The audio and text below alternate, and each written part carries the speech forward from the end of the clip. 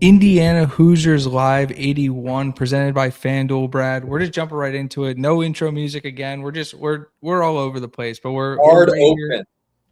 all right here talking Indiana football. I have kind of a crazy one for you, Brad, from our friends over at FanDuel.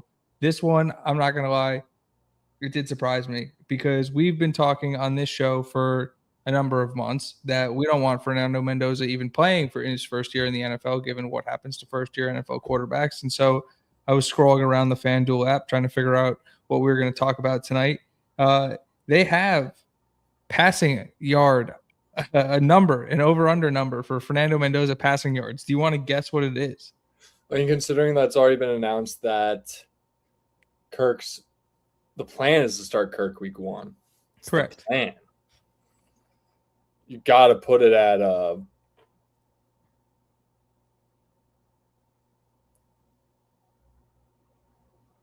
2,800 and a half. Ooh, you overshot it by about 500. It's a 23. It's 2350 and a half for Fernando Mendoza. So if you want to if you think Fernando's playing more than I guess half the season, he's probably That's basically like my guess was that he's going to get thrown in there like week 6, week 7. So if you're thinking halfway, I mean that's projecting him to be on pace to be a 4,000 yard passer, which would be the anticipation for a quarterback. That's your starter. I like that line. It's a good line.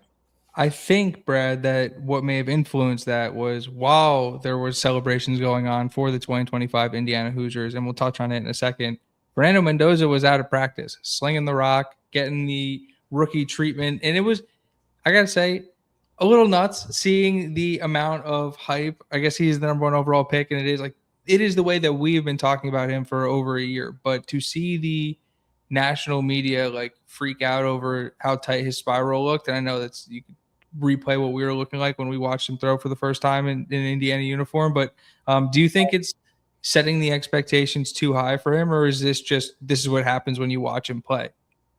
I called him Andrew Luck on an Instagram video I saw. I knew he was throwing motion before.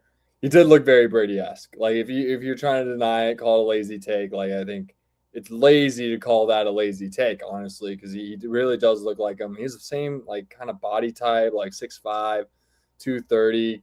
So like a slender 6'5". That's like what Tom Brady was.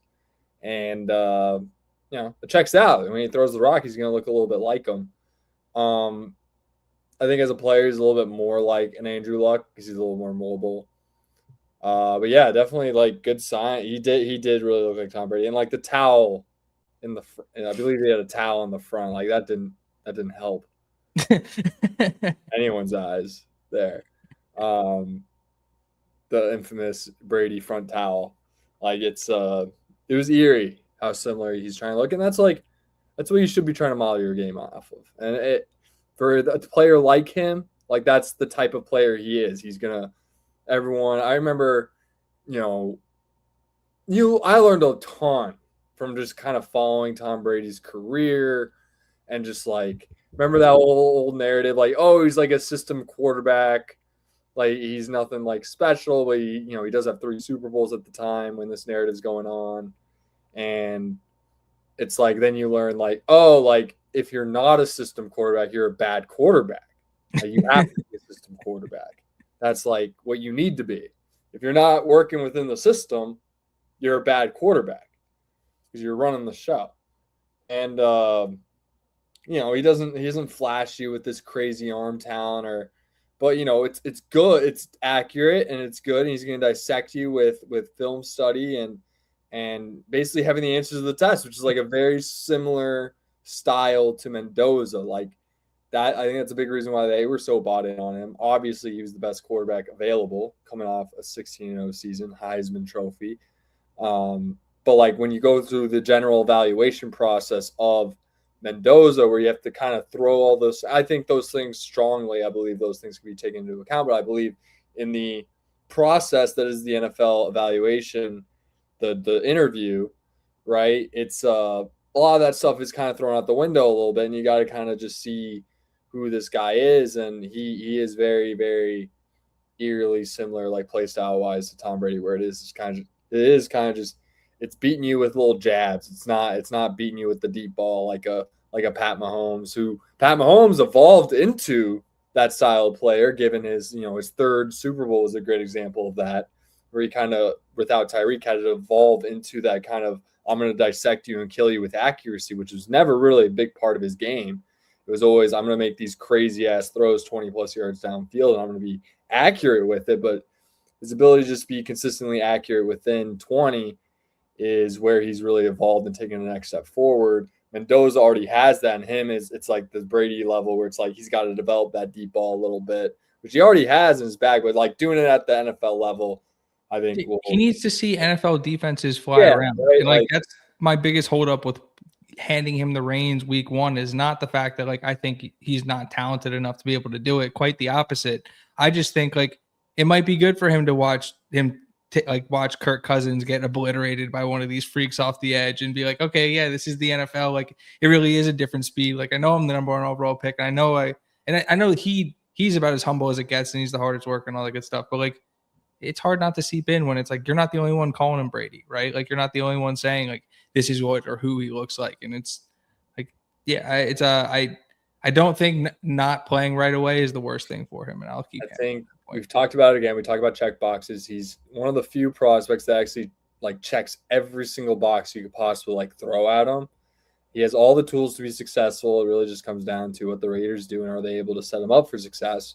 And Kubiak was a great start, but you gotta get that whole line ready, you gotta get the players involved and get that system up and running. It's not gonna Rome wasn't built in a day, and it's gonna take some time. So I just hope there isn't a narrative that goes around that he's bad. I mean, there's just so many lazy narrative people on there's a lot of time to fill. It even gets me because it's the stupidity that gets me, where it's like, you got to be open minded. Nothing's black and white. Like, oh, he's bad, he's good. Like, bro, it's Kyler Murray. Like, he's good. Like, it's not like that's Sam Darnold, Rose Bowl MVP. Like, he's good. Like, I don't think this is this is a Jets issue. Like, you know what I mean? Like, this isn't. Come on. I think like I've been thinking. We're changing the culture, Brad. Come on.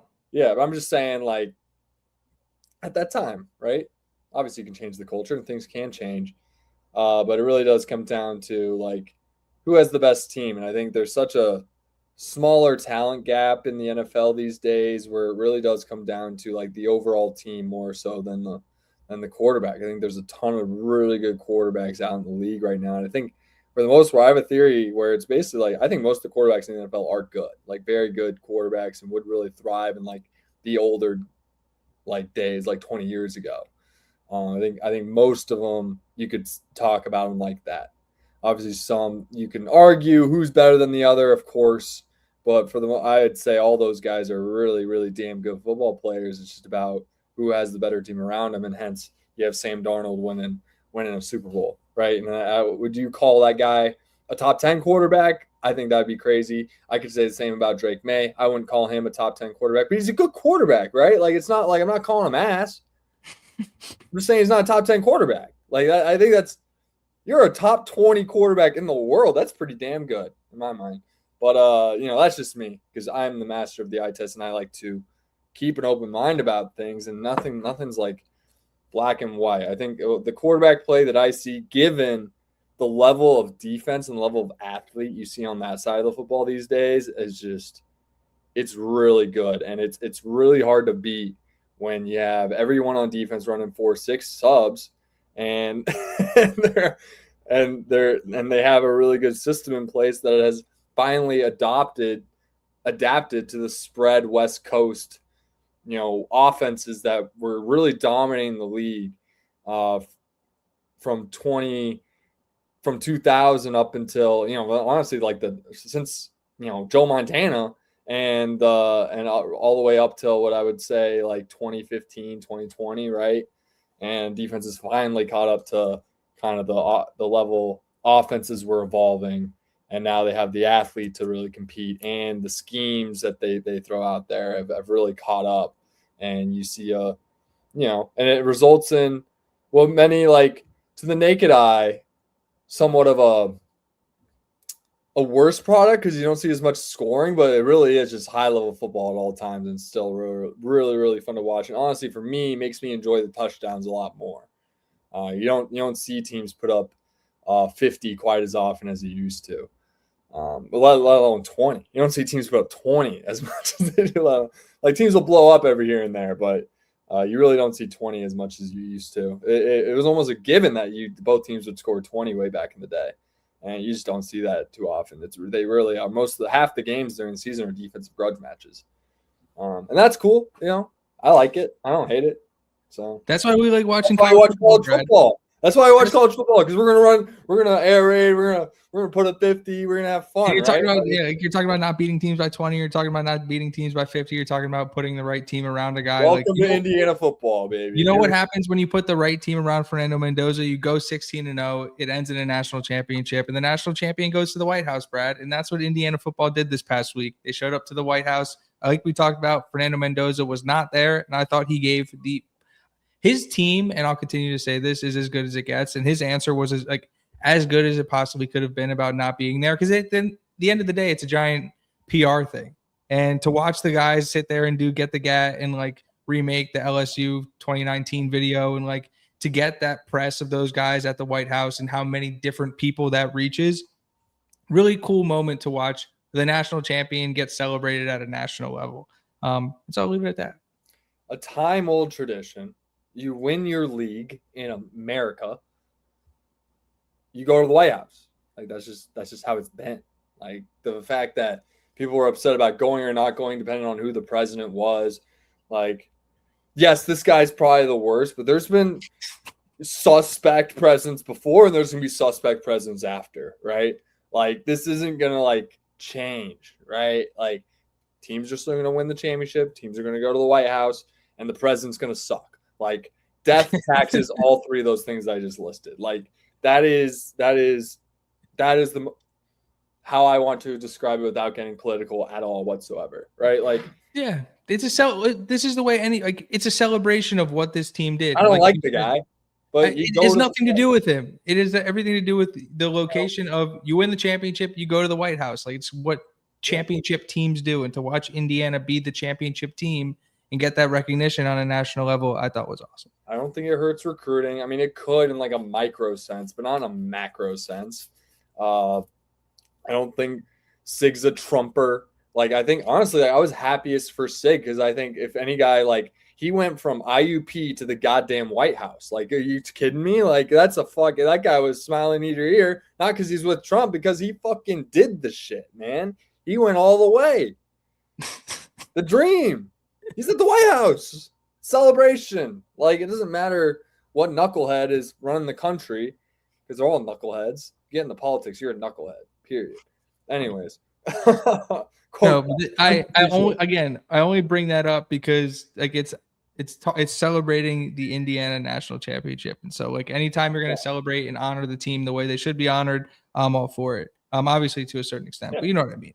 But let's move on, Brad. There was and they got the GAT. They got the GAT. That's all I wanted. That's all I wanted, really. Des King is right too in the chat where he's saying if it hurt recruiting, you don't want them anyway, because if winning the national championship is going to make somebody not want to go to your school, then you definitely don't want that kid in the room, because I want kids who want to win the national championship.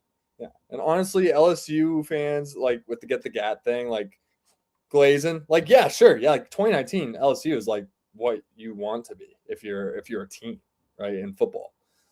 So yeah, they probably glazed, and I think it's a great homage, and I don't think they were trying to start some beef over it. It's just all right, come, we'll go to Baton Rouge. Actually, we'll go to Baton Rouge. You want beef? We'll schedule a home and home, see how much you like it. Lane's already laying the groundwork for you can't do it in year one, and already looking for year two, and yada yada and whatever. And don't ask him how much. The Lincoln Riley. The window's opening at some point. We're about 3 years out from opening the window with the window of making the playoff, not even winning the whole thing. Which Sig opened as soon as he stepped on campus and got Justice Ellison to commit to the Hoosiers. It's crazy to say. We got this Wake Forest RB2, and window's open. There we go. kicked the door down, ran right through it. Yeah. That's Speaking what's of, up. Y'all should be scared. because I'm wearing my Rourke Fisher 2024 T-shirt. What's funny about that T-shirt is I don't even know if Rourke's president eligible because he's Canadian. Definitely not, but that's not the point of the T-shirt. I know. He was declared like cleared to go for rookie minicamp. He's going to be out competing on the football field. Obviously, missed all of last year recovering from the torn ACL he played through in 2024. So to see Curtis Rourke out on the field, we got a clip of him handing a football off to Kalon Black, which like there was somebody it put wasn't up just one clip. We saw a little dive, saw a little outside zone, saw a little hit Kalon in the flat. Oh, how many times have they done that in the past? Like clockwork, like butter. Yeah, I love to see those guys thrive. And shout out 49ers are leading Indiana Hoosiers pipeline with 3. No, I think it's the Raiders. The Raiders have 4. One draft pick. That's fair. And they have 3. It's yeah, they picked up. So the Jets are second. So the Jets will be second. On your theory, because the Niners have 4 with Mikhail Kamara. Ooh, okay. Hey, there you go. Yeah. So they are our top NFL pipeline, which I think is a good sign. They've been to a lot of Super Bowls in recent memory, correct? So they usually do a good job of like bringing good talent in year over year. Pittsburgh's up there. Pittsburgh has 2 or 3. The Jets have 2. Or actually, no, the Jets have Marcelino McCreary Ball as well. The Giants have a bunch of guys too. Taking SIG guys only. SIG guys only. I'm talking SIG pipeline. None of those guys count toward the pipeline. We're developing a pipeline because that goes into recruiting. You're able to pitch the NFL pipeline, which 10 draft picks in 2 years in Indiana is insane. I gave the stat the other week. 10 draft picks in 2 years. 10 years prior to that, 10 total draft picks. The trajectory is insane. I think they're going to beat that number. They might beat 10 by itself going into next year. There was and actually I'm all over the place this week. I didn't even write this down, but Bite Size Bison in a limited capacity is back, and he had a really awesome piece about like the draft and like Hoosiers stacking in it and the graphs and stuff. And definitely go check that out if you get a chance. But are you at all surprised at how much the 49ers like Kalon as a receiver? Yeah. Yeah, I'm surprised. They have Christian McCaffrey. That's the best receiving running back I've ever seen.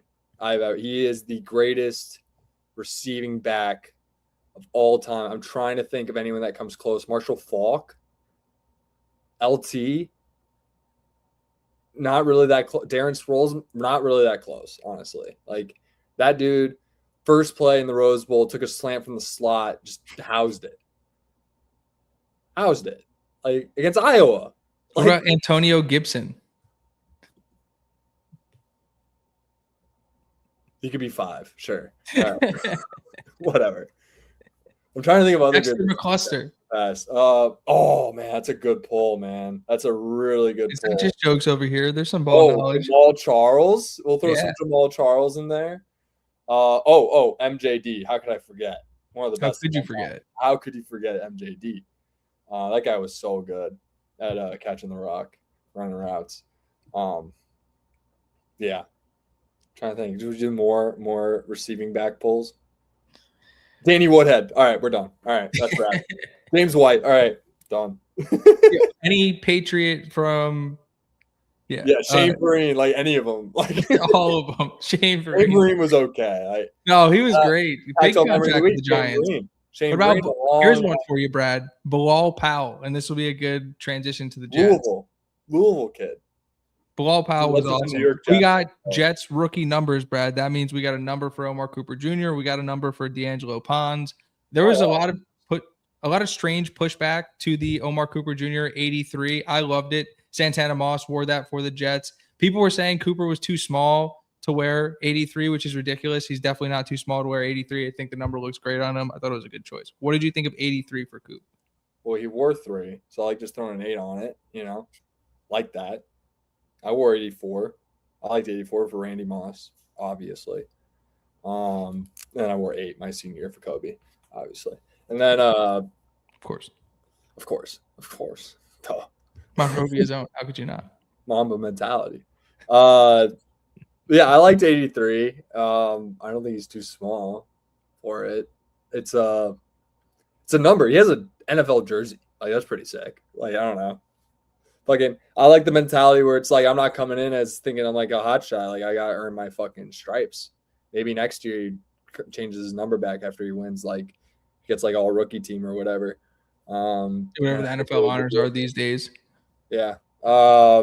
Yeah, I kind of like him going like bigger number instead of just like being a little entitled and getting those. I feel like the smaller number should go to the vets, right? Like that's kind of how it should go. Like as a rookie, like regardless of you being you get onto into the facility, like draft pick number goes out the window. Like you're just on the team at that point. And well, even though guys earn numbers, you're just another rookie, and you got to prove it, earn your stripes, and get with the program. So I actually am a big fan of him going 83 for that reason. It's not uncommon for guys to go through camp and change their number. I believe Luther Burden did it last year. I think Malik Neighbors did it. That's just off the top of my head. A lot of number changes happen when they move the roster from 90 to 53. So keep that in mind. And then we got a number cutting half the roster. A number for D'Angelo Pons as well, Brad. He's wearing 23. Some people were kind of confused, but if you do 2 + 3 = 5, 2 × 3 = 6, try 5, get 6, it still works. Unfortunately, and this is my only quote unquote issue with him going to the Jets, is he was never getting number 5 because Garrett Wilson just switched to number 5 in the last, if it wasn't last year, it was 2 years ago. So that was never happening. So a different way to try 5, get 6. I really like it. I'm going to end up with a 23 Pons jersey at some point in the near future. I'm super pumped. We also got some the Jets have been doing a really awesome job of catering to the Indiana fans on the timeline. We got some great content of Pons walking up to his locker, and they stuck him right next to Minka Fitzpatrick, which I thought was awesome. Minka and my boy Andre Cisco. And Jets could be nasty. Jets could be nasty. They got some talent. They got some dudes. Look at that DB room. Hold AG, on. man. AG, every time he speaks, I like it more. And I was an early hater. I will hear out any team that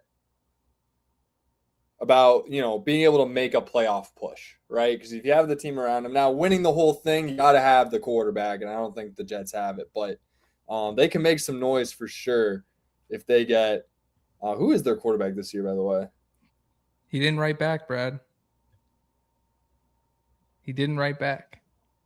What does that mean? Gino. Actually, hold on. Hold on. That's what I'm saying, man. Hold on. We got an adult calling plays. We're not going to be like the Chiefs who are beating everybody by 50, but we might be probably going to be better than the Dolphins this year. I'll say that. Yeah. Oh my. Yeah. Yes. Yeah. The offensive line's better. The defense is better. We'll be better than that. They'll make some noise. They'll be frisky. They're going to go from bad to frisky this year, and I think that's a huge jump for the Jets. They've been bad for the past 10 years. They haven't been frisky in a long time. Pons and Coop have me using "we" for the Jets for the first time in God knows how long. The Jets, Jats, Jets. And another thing for Pons, number 23, Jumpman. 23 like Mike. That's what's up. He's a good vertical, huh? Jumpman. Yeah. He had a higher vert than Caleb Wilson, who just jumped at the NBA Combine. Well, he's 6'11". I do like Caleb Wilson. But both are taking him at 4, regardless. So you'll probably good options there. Maybe bad audience to talk about. So much KG in his game. But yeah, we got to move on.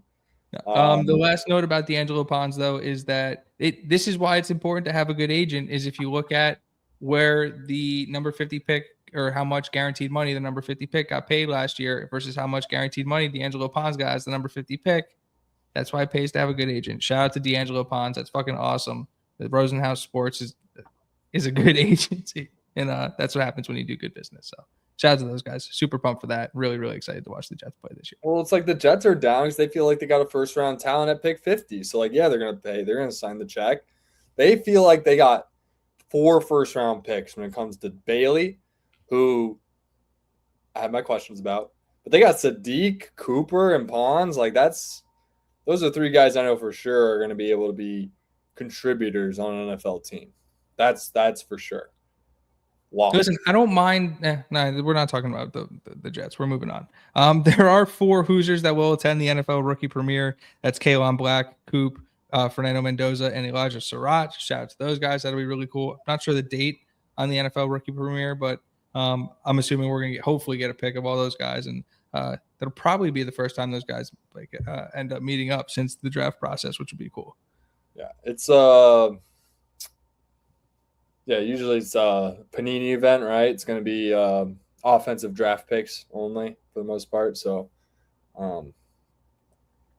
with a few exceptions, I think Aiden Hutchinson and Trayvon Walker got invited because they were the first 2 picks. But yeah, for the most part, that is a offensive skill position event for drafted players. So, checks out that those guys got invited. And the last thing about the 2025 Hoosiers, Indiana last year was the only school with 3 wide receivers in the PSFN top 50. 3 receivers? Mm-hmm. Yeah, that checks out. Yeah, definitely checks out. Probably going to be again this year. Congratulations to the graduates. We had a bunch of guys graduate from the university. Obviously, a bunch of the seniors left, but we do have some returning graduates for this year, Brad. Do you know who they are? Oh, fuck. Let me look.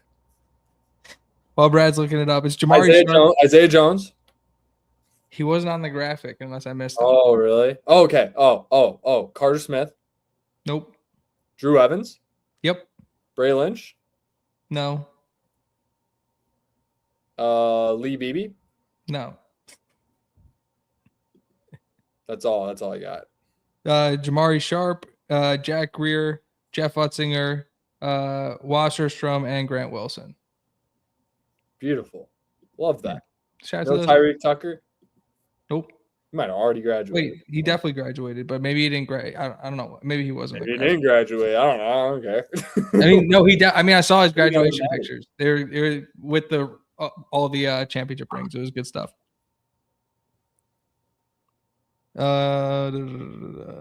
We got a. Let's go through it. We'll jump into IU schedule this way. Phil Steele, Brad, who's releasing his book, it comes out in the next, within the next month, released what is the 2026 toughest opponent's win percentage, where he listed out the hardest schedules based on opponent win percentage. And if you remember back to all the discourse around Indiana's 2026 schedule, especially the non-conference, a lot of people were giving the team and Signetti shit for having an easy schedule. Lo and behold, the Hoosiers were number 11 in the country in terms of hardest or toughest opponent win percentage. And so all the discourse about the schedule and it being weak and all that stuff, completely thrown out the window by the numbers. Yeah, definitely helps when you play a 3-game college football playoff slate. Still, no, 2026. Oh, yeah, I guess that's true. Still, it definitely includes that. But maybe it doesn't. Well, no, it'll be I don't know what metric he used. My guess was it was the regular season. But even if you do, playing Ohio State, who was a really good team last year, and the Big Ten schedule, I thought you were going to say 16-0. But yeah, no, it makes total sense considering the successes we saw from Kennesaw State and Old Dominion. This is 2026 opponent win percentage. This has nothing to do with their 20. Oh, going into this year? Yeah. The schedule they're going to play this year as the 11th toughest opponent win percentage. They have 4 top 20 opponents on their schedule. They do avoid Oregon, but they do have Ohio State, Michigan, Washington, and USC. Those teams are going to be ranked all year and going to be very good. They all return the quarterbacks from last year, all 4 of them. They're not going to be easy games to deal with. So, like I said, that totally checks out for me. You can also include a Nebraska, I'm just trying to think off the top of my head, who had good seasons on our schedule.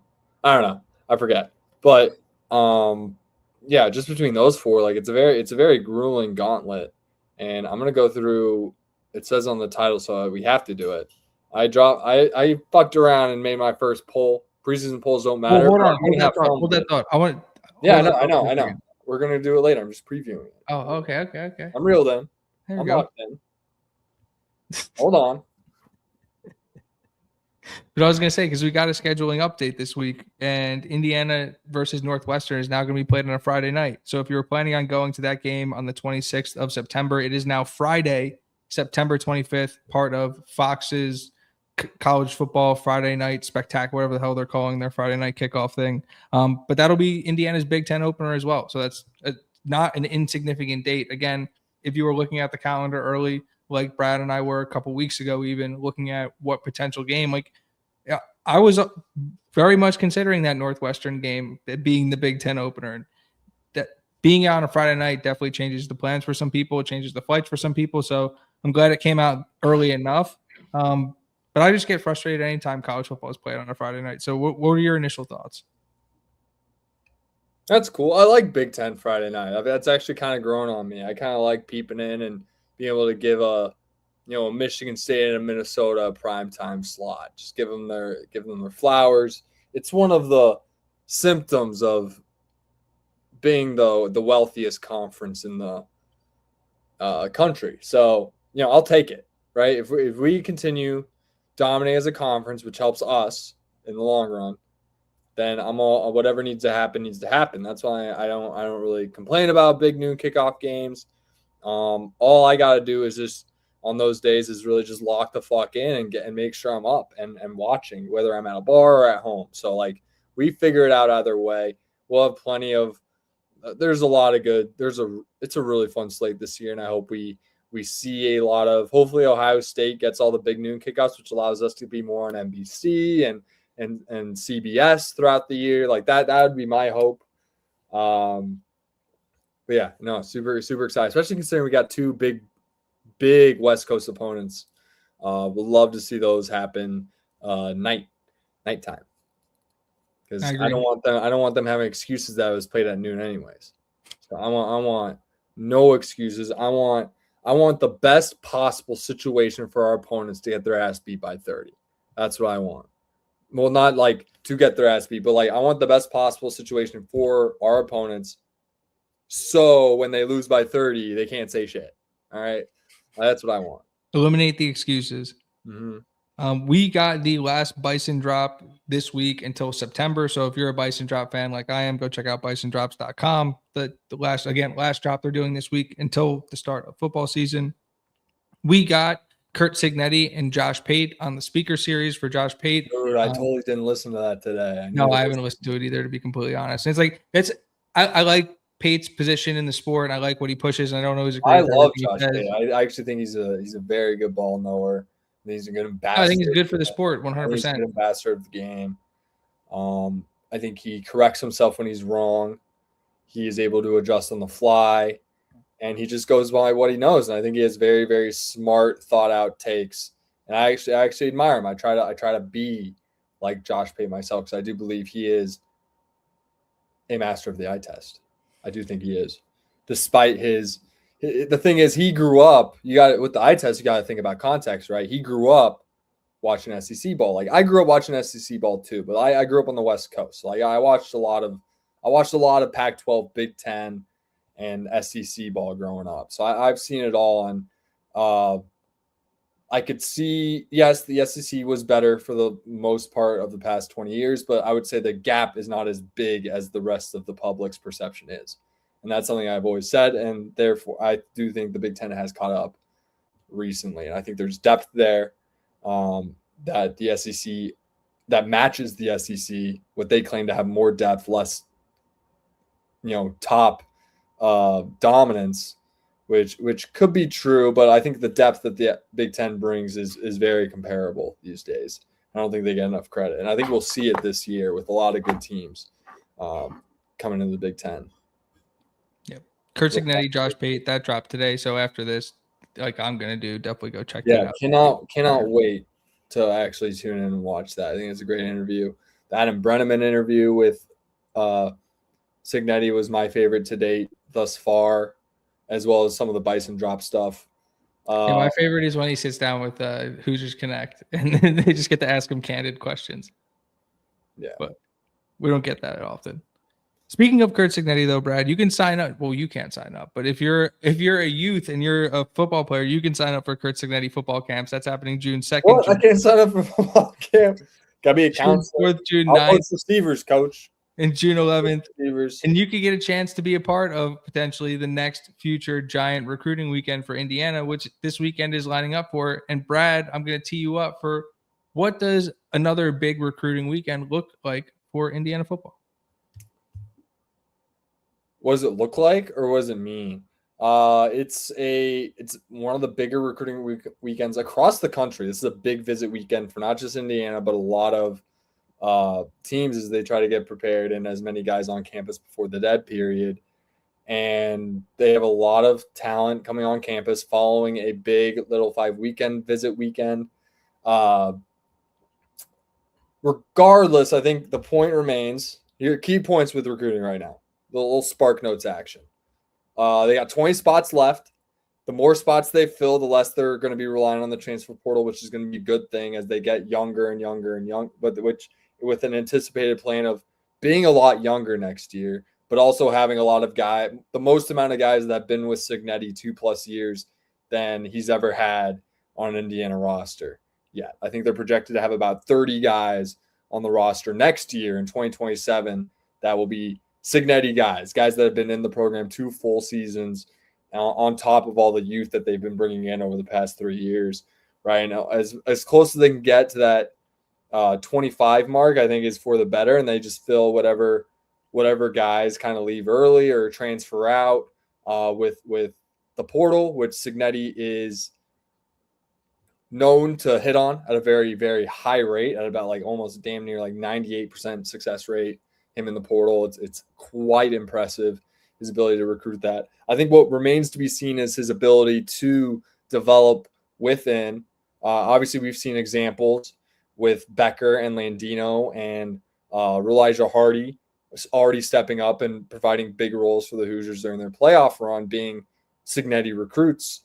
But as to being able to do it at scale and being able to hit on all of them, I think it is something that just remains to be seen. And I'm not doubting his Johnny, another one. It's more so we just need to see it to prove what is our hypothesis that he is able to do it and build a program sustainably with high school recruiting and supplant any sort of roster turnover with hitting on guys in the portal. That's what we need to see to continue to have sustained success year over year. Not saying they can't, just replace in the portal every year, but it's just exhausting, and it's a lot of resources to do that, and it costs money.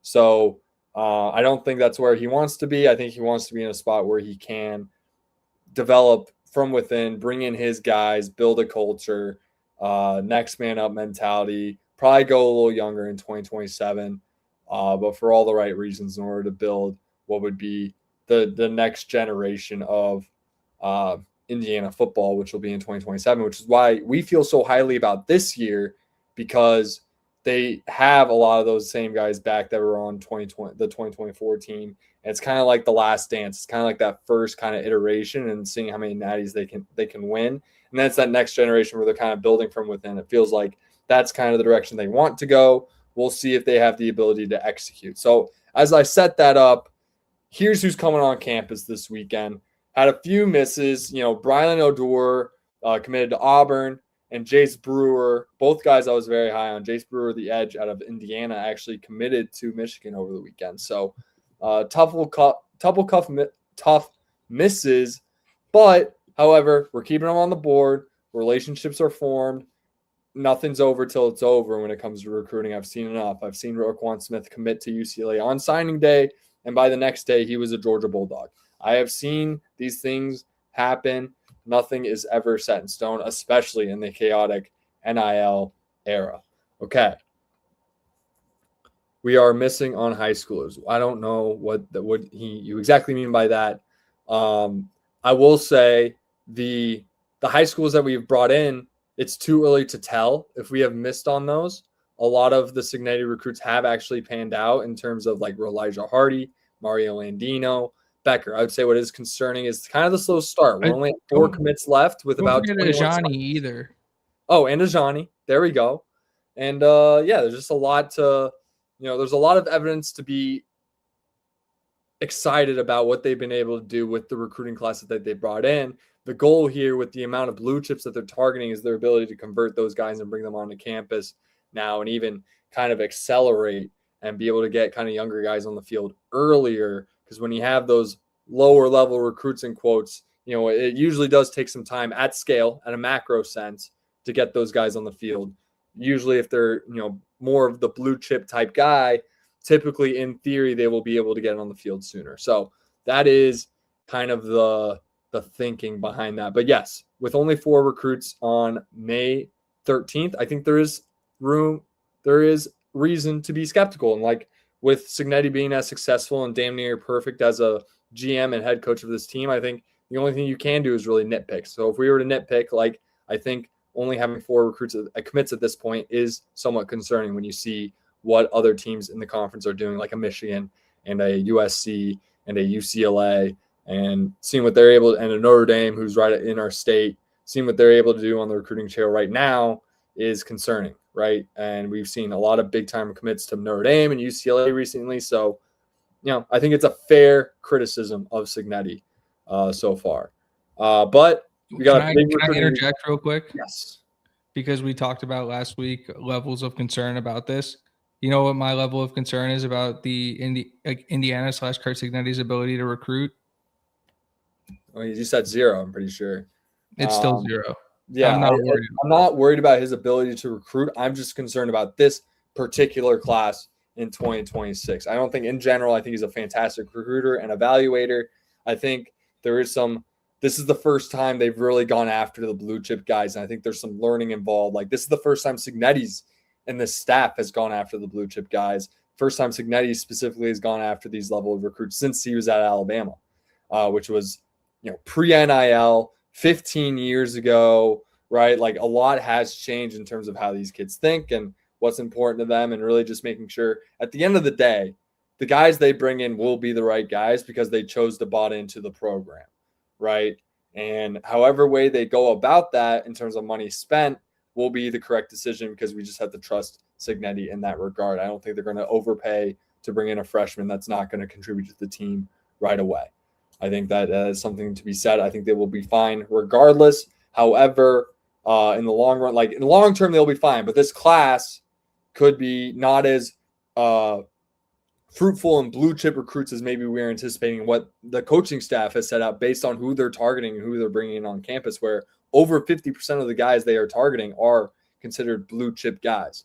So it's not a concern that I have, but I think it is a critique where I think they're adapting on the fly here. But I do think there's a lot of momentum and they're in a really good spot for a lot of guys. It's just about really like getting to the finish line and actually executing and converting on them and getting them pen to paper come signing day. Right. If we get to the middle of June dead period where they can stop, like aren't able to have contact anymore, and the class still looks like this, I might raise up my level of concern. But I'm just, when everything is screened, patience and being selective, and you look at what the commitment dates of some of the guys they're targeting are, and a lot of them are in the middle of July, and it's not ideal, right? Like you'd like to have this happen a little bit earlier, but I don't know if our staff is going to sit there and be confident about the guys they're getting, and even more so confident about the guys they're not getting. Who might say like, no, we should actually be panicking. Like I should be the other way around. But I agree with the sentiment that like you watch what their names do. You watch the week Michigan just had. Like Michigan brought in 2 guys that we've had on campus multiple times. So it's like I get it. At the same time, how do you not, like you said, Brad, how do you not trust these guys? Yeah, I think Keezer's point, even though we couldn't understand a word, is that he was saying you might have to drop and hop back in. But Keezer's point is that regardless of what happens, they'll be fine. I think John Jacobs says it perfectly, like money equals recruit obtained. Totally true. Do we want to go that route? Because it has worked out very well so far in their ability to go with lower ranked recruiting classes, still be able to develop that talent into contributing players on a national championship team, while also being able to supplant in the transfer portal. That model has worked so far. Obviously, they want to get into a spot where they have the money to build a sustainable core of homegrown guys to where they don't have to scramble in January and have sleepless nights of trying to get guys out of the portal because they got to plan for next year while they're trying to prep for the Peach Bowl or Fiesta Bowl or whatever, the college football semifinal, because they're going to be in that game a lot. Okay, like they're going to be there. They're going to be in that spot a lot moving forward. So their ability to not have to recruit as many guys because they're in a better spot sustainably with the core, I think is only beneficial. And where they want to be at, I think they're still figuring out like how much money is that going to take. And also, like, I kind of want to find the guys that are more bought into going with the culture, which is why I think it's taking time. Because I think that's the pitch. Like, right, they're offering less money, but they're also like, hey, you're going to come here and you're going to be the best version of yourself. So it's like, if you want to go there, that's fine. Like, totally understand you want to take that money. Like, that is generational wealth for your family. That is huge. We also have a good sum of money and a good package for you money-wise, while also having a great program that will, being the level of recruit that you are, will increase your chances of getting picked in the top 257, right? Which is not guaranteed for any blue chip guy. So I think that's the sell, and I think it's a harder sell in these days. I think given their level of success pre-NIL, they would be balling on the recruiting trail, I think, at this point. If NIL wasn't really in play, they would and they but like they also probably wouldn't have the success that they've had so quickly because they wouldn't have the portal and they wouldn't have all that stuff. Anyways, all right, to my point. Am I back, Brad? Yeah, Can I think you you're hear good. The point I was trying to make was just patience. I'm preaching patience. Yeah, that's fair. But on to May 15th, right? They got Trey Segura coming on. He's a 4-star recruit, running back. They're already going after Landon Williams Kalis out of Richmond, Texas. He's probably their top pick, but bringing in more talented running backs ain't no shame in it, right? This guy's between South Carolina, Tennessee, Penn State, Stanford, and Indiana. He's coming on the campus out of South Carolina. I think this is going to be a very just bringing another high-level guy onto campus. I don't know where their priority lies. Williams Kalis was already on campus, and he is considered the 5-star, one of the 3 5-stars they are targeting right now that they're very, very in on and very active in talking to.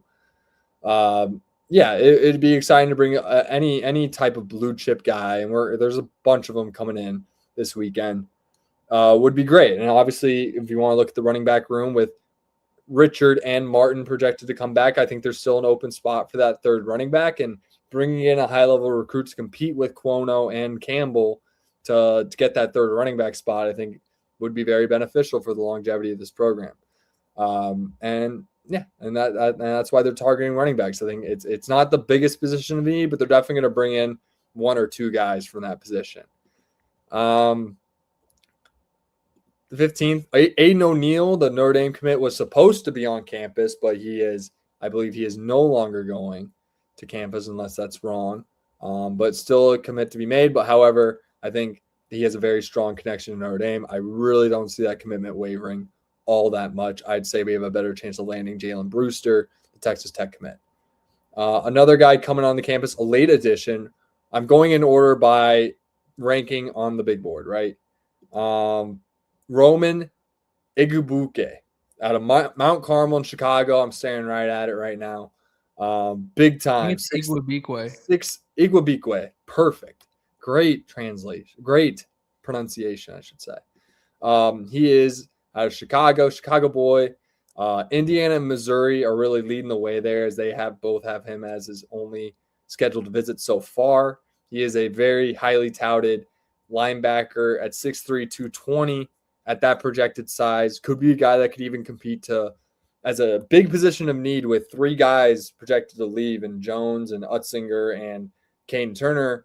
Linebackers are going to be a big position that needs to be addressed, given that Hardy's even going to have a big decision after the year's up, to where they're going to be left with a great recruiting class that they brought in, but still young. So you want to bring in as much competition for that as possible, which is why they brought in Jalatham Mayfield, the visit prior on for Little 5, and now they bring in Roman Igwebuike from Mount Carmel, big-time high school out here in Chicago, Illinois.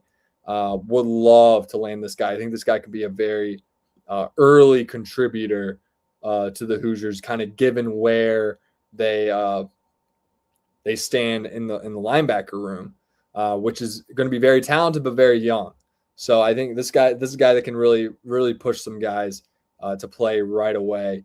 I loved his film. I also loved Mayfield's film. I think bringing both those guys in, like those guys, given Hardy leaves, like that could be a chance to where those guys could even beat out like the other freshmen that are on campus right now. Obviously harder because they're in the system and Signay likes to lean on the older guys, but they will push those guys. Don't get it twisted. There's only a 1-year age gap there.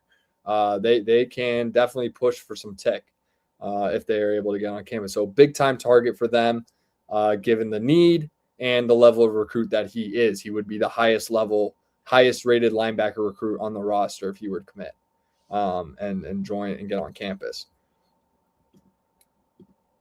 Next guy on the list, I'm going to start with Miles Smith out of Farmington, Michigan. He is down to Michigan, Kentucky, Missouri, Michigan State, and Indiana. He is an edge, a little lighter on the size, maybe projected. These are so inaccurate with these listings. He's listed at 6'5", 215. Seems a little bit on the lighter side. Given the high level, he maybe could push, but they're very deep in that D end room. Definitely would be like a stash guy considering the depth that they have. Not the craziest need in the world, but definitely want to keep on bringing in really high-level D-line talent, just considering that's kind of been Indiana's kind of brand of having that elite pass rush since Ignetti stepped on campus. Having that, he would just add to that. Four-star out of Farmington, Michigan. Obviously, both big Michigan schools in the race there. Big-time O-line recruiting weekend. I mean, this is big. Like, right, we got to start with the Noblesville kids. We got Mason McDermott and Caleb Johnson coming into town. In-state guys, 4-star guys listed as tackles. I see Caleb Johnson may potentially, considering the other targets they have, would love for them to bring in 5 guys. They already have Jeremiah Jones committed, and they're bringing in 4 O-linemen this weekend, as well as some other targets that they're very high on as well. With Caleb Johnson, could see him moving a little bit inside, but you never know with these guys. But McDermott, straight up tackle body, 6'7", right? 6'7", tackle body. You want as many. A lot of the O linemen they're going after are listed as offensive tackles. You want as many tackle bodies. You never have too many tackle bodies. You bump in a tackle body into guard, you're in a good spot, right? Like Live Freed potentially playing center for this O-line. Like that's going to be a huge O-line. Like that guy's 6'6", 300. Like he's a tackle body, but he's going to be playing inside for the Hoosiers, and that's kind of what they're trying to develop, having more girth, having more size in the O-line on top of having the skill of that Bostad develops. And really when it comes to O-line stuff, it's really just trust in Bostad because he's been able to take a lot of Tom Allen guys and really turn them into some of the best O-lines in the country year in and year out in his first 2. So love his ability to kind of develop guys and get them on the right page and really fit into the system. And bringing in those 2 in-state guys, I think really is, for me, paramount because I think it's not the biggest need because they're going to bring back 10 scholarship guys next year, but you got to build that up for the future. So you want to be around, given where they're at this year, around 13 to 15 scholarship guys. As of right now, they're saying that about 11 spots taken. So they still have room for about 2 or 4 more O-line guys to commit. So bringing those guys would really set the tone there. Another big offensive line commit would be the Kaleo Johnson visit, another tackle body, 6'7", Archbishop Moeller, big-time high school in Cincinnati. He's down to Ohio State, North Carolina, UCLA, Indiana, and Georgia Tech. Ohio State seems to be in the lead there, but, I mean, you bring them – I think there's a strategy with bringing all the O-linemen in at once. I think you can pitch it as you guys would be the core of the future. You already got a left tackle, and you guys would all really just fit in where you will. Like McDermott really screams right tackle to me. Johnson screams he could play like center or guard, right? And Khalil Johnson feels like he can kind of play anywhere. Feels a lot like he's a live free type body from watching him. So would love to Ohio State things in the lead, but just like I said, bring in more high-end recruits just to kind of see the vision, seeing what they're doing. I think just builds confidence in guys when you're offering them less money that they're going to be surrounded by some really good talent if they come here and be in a system where they're going to thrive and play at the best of their ability. So I think there's a pitch there. And then a recent add-on was Dominic Black, who really screams. He's listed as a tackle once again, but screams, being at only 6'5", like screams like a guy that can move into a bigger guard role. Down to Virginia Tech, Kentucky, and Indiana. And as if you monitor a lot of this recruiting, you're going to see Virginia Tech a lot, where Indiana's at. James Franklin's around. Indiana's recruiting people. So is Will Stein. It's really frustrating. Oh, yeah, he is. So it's a good sign when you have good coaches around the recruits that you're targeting, whether they're 4 or 3 stars. I think it's always a good kind of makes you feel a lot better about those players. He is a Ohio kid, very common theme, a lot of Midwest O-linemen that they're bringing in. Dominic Black would be a great addition. If they're able to bring all 4 of those guys on campus and then get them to commit with the addition of Jeremiah Jones, that would be, I don't care what they do with the rest of the class. They brought in 5 scholarship O-linemen. They're going to have 15 on the roster next year. Like that O-line room is set. There's going to be so much competition there, a lot of youth, but a lot of guys. They'll have 5 guys that have been in the Cignetti system for 5 years. They'll have 5 more guys behind that, and then 5 true freshmen around that. Like that would be an ideal class to bring in for the Hoosiers. Would love to see it. John Jacob in the chat is always saying, like in terms of like need, like O-line is always a need. Yeah. Oh yeah. And I know we talk about building the class around the quarterback, but you also almost want to build it around the offensive line too. John Jacobs in the chat saying Evan Lawrence left the program. What was that about? He ended up taking a starting position where it's San Diego State or something like that. And yeah, we want him to sign on the dotted line too, but it's like you gotta they don't sign on their visits. So yeah. Nobody does that anymore. It's crazy. Okay. Except for Jeremiah Jones. No one except for Jeremiah Jones. Jeremiah hasn't even signed yet. That's the thing that people forget. He hasn't even signed. There's just commits. And it's just a good thing. You want that commitment, right? But it ain't over till it's over. And then he said Evan Lawrence left the program. What was that about? Could be a lot of things. Could be Evan Lawrence trying to find some playing time while he goes to San Diego State. Could be you're not good enough. Get out of here. We don't have room. Did I cut out saying that or no? No. Oh. Left the program. Like it could be anything really. I don't think Cignetti lets guys leave that he's planning on contributing for that given season. So I think they brought Live Free back. I think that guy was always a little higher up on the totem pole than Evan Lawrence was in that room. So just didn't have room for him, and that's okay. We saw Baylor Wilkin get a lot of first-team reps. He was a younger guy, I think, kind of riding on the wall. I think some of the freshmen that they brought in last year were really pushing him for PT, and it was kind of just riding on the wall. Maybe it's time to get out of here, but could be a candidate for a guy we bring back in the portal. Like that could be a boomerang candidate for sure. I don't think just because a guy leaves the Cignetti program, he wouldn't be open to coming back if the situation makes sense. Guys can develop anywhere. The key is Evan Lawrence knows how to work. He knows what it takes. He's seen it. He has won a national championship. He knows what work is required to be the best version of yourself.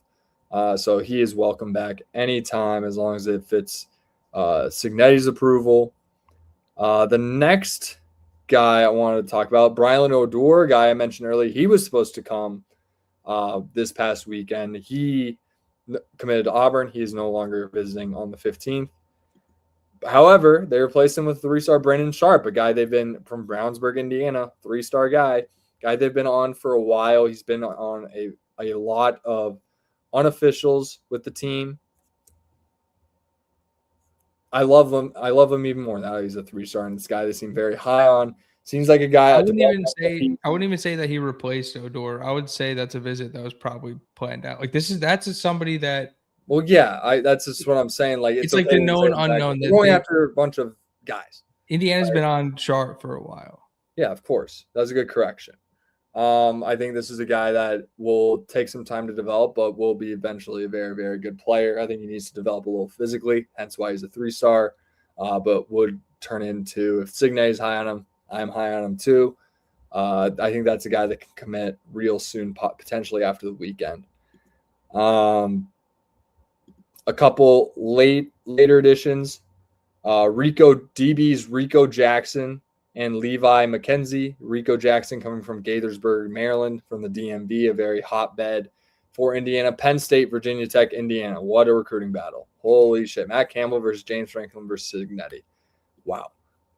Rico Jackson, love the name. Another 3-star guy. Listed as a safety, but given his size, 5'11", 165, who the fuck knows? Honestly, he could end up playing D corner or something like that. And then Levi McKenzie out of Fort Myers, Florida, 5'10", 190. He, with his size, at that size, projects more as a safety than Rico Jackson. I could see him being more of a kind of a rover / corner type guy.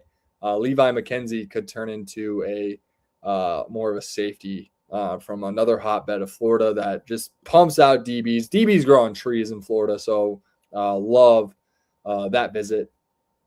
And then one note, we saw the recent Final Four for Mason Oglesby, where Indiana made the cut. They are bringing on tight end Talon Scott in a position group that is probably the least needed to bring in freshmen, just considering the youth that they have in that room right now, where all 6 scholarship guys are projected to come back next year if they so choose, and if it makes sense. But they are bringing on Talon Scott, 6'4", 230 out of Queen Creek, Arizona. He is down to Auburn, Kansas, SMU, Washington State, and Indiana. Clearly, it seems like they're going to bring a tight end into the class. It just depends on who it's going to be. Oglesby and or Talon Scott. They also are in talks with 0-star James Westerfeld, who is 6'5", 245. Sleeper guy. Gotta make note of the 0-star guys they are in contact with. So definitely going to bring at least one of those guys into the room, which would be awesome. Add more youth. You want to add at least one guy per position group, regardless of where you stand. Like, that's the ideal world, right? But regardless, high level, very exciting recruiting weekend. A good crop of players coming in that are all very talented, all very highly regarded. Like I said, which was more of my point where John Jacobs wanted them to sign on the dotted line. The reason why I want them on campus is it makes the pitch stronger when you have when you have other high-level recruits around the high-level recruit that you are targeting. Gives them better faith that if they were to make a commitment, they will have other good players surrounding them. Shouldn't really be in question for the defending national champions. However, those guys, most freshmen don't really play till year 2 or 3. So, that's something that you want to see, and is it sustainable? So pitching that vision of, it is sustainable because we are going after a lot of very high-level players, I think only breeds more confidence. So a huge recruiting weekend, biggest for the O-line group. We'll love to see them make some noise on that front. I think that could make that can kind of be the pinnacle of the class. It is concerning having the slow start with a quarterback committed for the Hoosiers in Purcell. But just would love to see it get picked up. And hopefully this is the weekend to where things really start picking up. Maybe you see Sharp commit and Brady Scott commit, and that could lead to maybe a splash commit of a Roman Igwebuike and a Jalithan Mayfield and maybe a couple O-linemen. And then all of a sudden Sales and William Kalis follow suit. And all of a sudden you're looking at a really good class, and it's mid-June and we're all laughing about ever being worried about it. But we'll see their ability to execute. That's all hypothetical. They got to get it done and reel these guys in and prove to the world. And there's narratives out there that, Signetti can't recruit. I think that's a little silly considering he won the national title. Clearly he can recruit better than you, I guess, or at least do it enough to where he can beat you by 30 is really my point. So the proof is in the ring. Regardless, they will figure out a way, but big recruiting weekend, and you want sustainability. You want as many young guys on the roster as possible. I completely agree. I love the breakdown of the weekend. And like we like to constantly do on this show, from the future to the present, or I guess this is technically the future too. We have very special rankings on this show that we call the Goom rankings. And we It have used the to be very just Big Ten. we have the very first edition of the Goom rankings in 2026. So Brad, I'm just going to again step back and hand the reins to you. Take it away. Oh man, what a segue! But you know, there's a lot of hype and like people are making their pro spring polls. So I was just like, I want in on the fun. I want to play. I want to make some bullshit ranking based on no merit whatsoever, no games played on the field. I want to tell you guys how I think about preseason polls, and you will see how I go about thinking about it because I will explain every single spot and every single team I have listed. And there are teams that I'm probably not going to mention that could be very good. I have not gotten my Phil Steele magazine yet. I have not thought too hard about this. This was something I did very quickly, I would say. It took about 30 minutes. And but I have my reasoning and my logic is thought out, right? And I can explain it all. I'll start with receiving votes. The honorable mention, teams that just made the cut. And I'll explain why they just made the cut while also missing the cut at the same time. Where are you guys realistically predicting Indiana recruiting class to finish nationally? I would say at a ceiling around 8 to 10 ranking wise. Floor, I think the expectation is I would like to see a top 25 class come in. I think that is bare minimum of what they need to do. They don't need that to win. However, I think that would create a lot of sustainability for the Indiana Hoosier football program moving forward and down the line. I think that's what we want to see. Realistically, I think top 25 is very reasonable considering the amount of blue chips that they're bringing on campus and targeting and in very good positions with, including guys that are currently committed. Wink, wink, Jalen Brewster, come to town. Would love that. Anyways, a lot of turmoil going on in Lubbock these days. A lot of turmoil. Ain't no drama in Bloomington. That's all I got to say. Ain't no drama. No drama at all. We just go to the White House, man. That's all we do. We win the title, and we go to the White House, and we'll have a party, and then we build another house for the next year, and we hang a banner on that one, and the train just keeps on rolling as we acquire hardware. The drama that happens at the bike race. That is, yeah. I think they have brought in. There are a lot of guys in their past classes that finished no higher than top 40. They're all outside the top 40 of these recruiting classes, but yet they somehow produce Elijah Hardys. They produce Mario Landinos. They produce Charlie Beckers. It is a program that works and is able to build sustainability. We've already seen it, but are they going to be able to do it at scale and faster and bring on and do it at maybe a higher level talent-wise and produce more NFL draft picks to keep the train, the snowball effect going? I think that's what you want to see from the Hoosiers moving forward. It's just something that remains to be seen. And as defending national champs, like really not too worried about it overall, but would like to see it just to feel at ease, really. But yeah, just start it out. I'm going to start bottom to top. So like just missing the cut. I have 9. Is that 10 teams? I have 10 teams just missing the cut. Wow. It's a lot. Nebraska, I threw them in there because they are on the new blood board as in they have a championship appearance since 1998. So they're automatically there. That's a team that's going to invest in their program. They have a great head coach in place. They brought in Calandria from Virginia. However, Nebraska. Did you see the article that came out about them today and what they did with Matt Rule's contract? Did they like restructure it? They bought his likeness, which is make money from the podcast for NIL. That's actually very smart. I guess that makes sense. Yeah. And he did do the podcast. Yeah.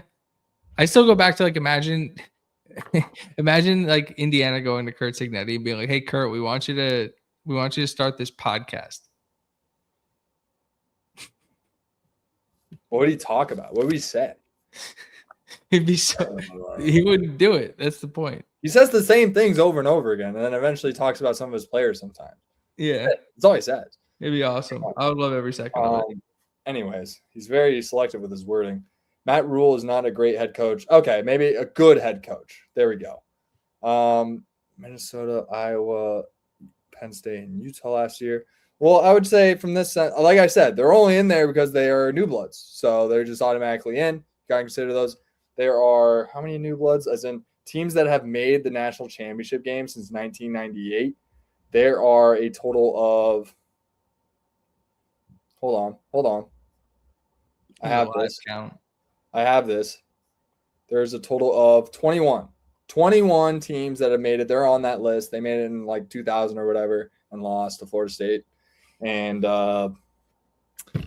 yeah, so they're in. That's a team that's going to invest in their program. They're going to invest in the roster. They made some noise in the transfer portal. They brought in Anthony Calandria, a quarterback that has won, unlike Dylan Raiola. He won at Virginia, almost got them to the playoff.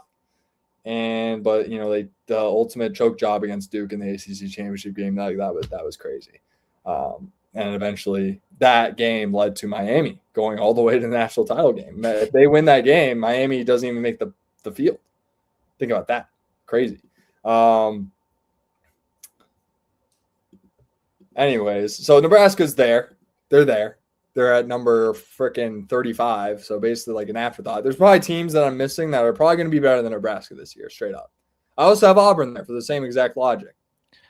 Well, listen, we talked about it beforehand because, again, I didn't look at the list, but why are the Goom rankings so great? Listen, it's, what is it, May 13th? They can change. I'm just fucking around. Change. Maybe people really just don't like Nebraska. I don't know. Maybe it disappears next week. Who knows? Yeah, but I can confidently say there are 34 teams better than Nebraska. That's what I can say. That's what I can tell you right now, Matt. We're going to clip this for when we play Nebraska and all the Nebraska fans are like, you guys don't respect us. It's like, no. I respect you in the sense you were in my initial Goom rankings. How about that? Yeah. Thank you, Nebraska.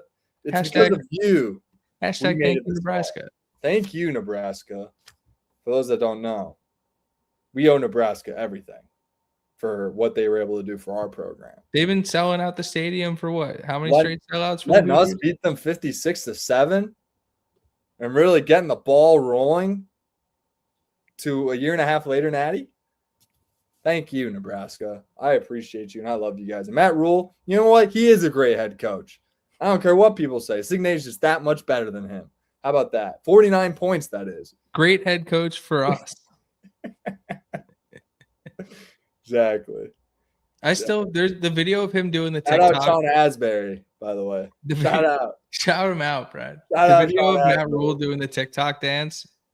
I have held back from posting that on Twitter so many times just because why punch down like that? You know what I mean? There's just no.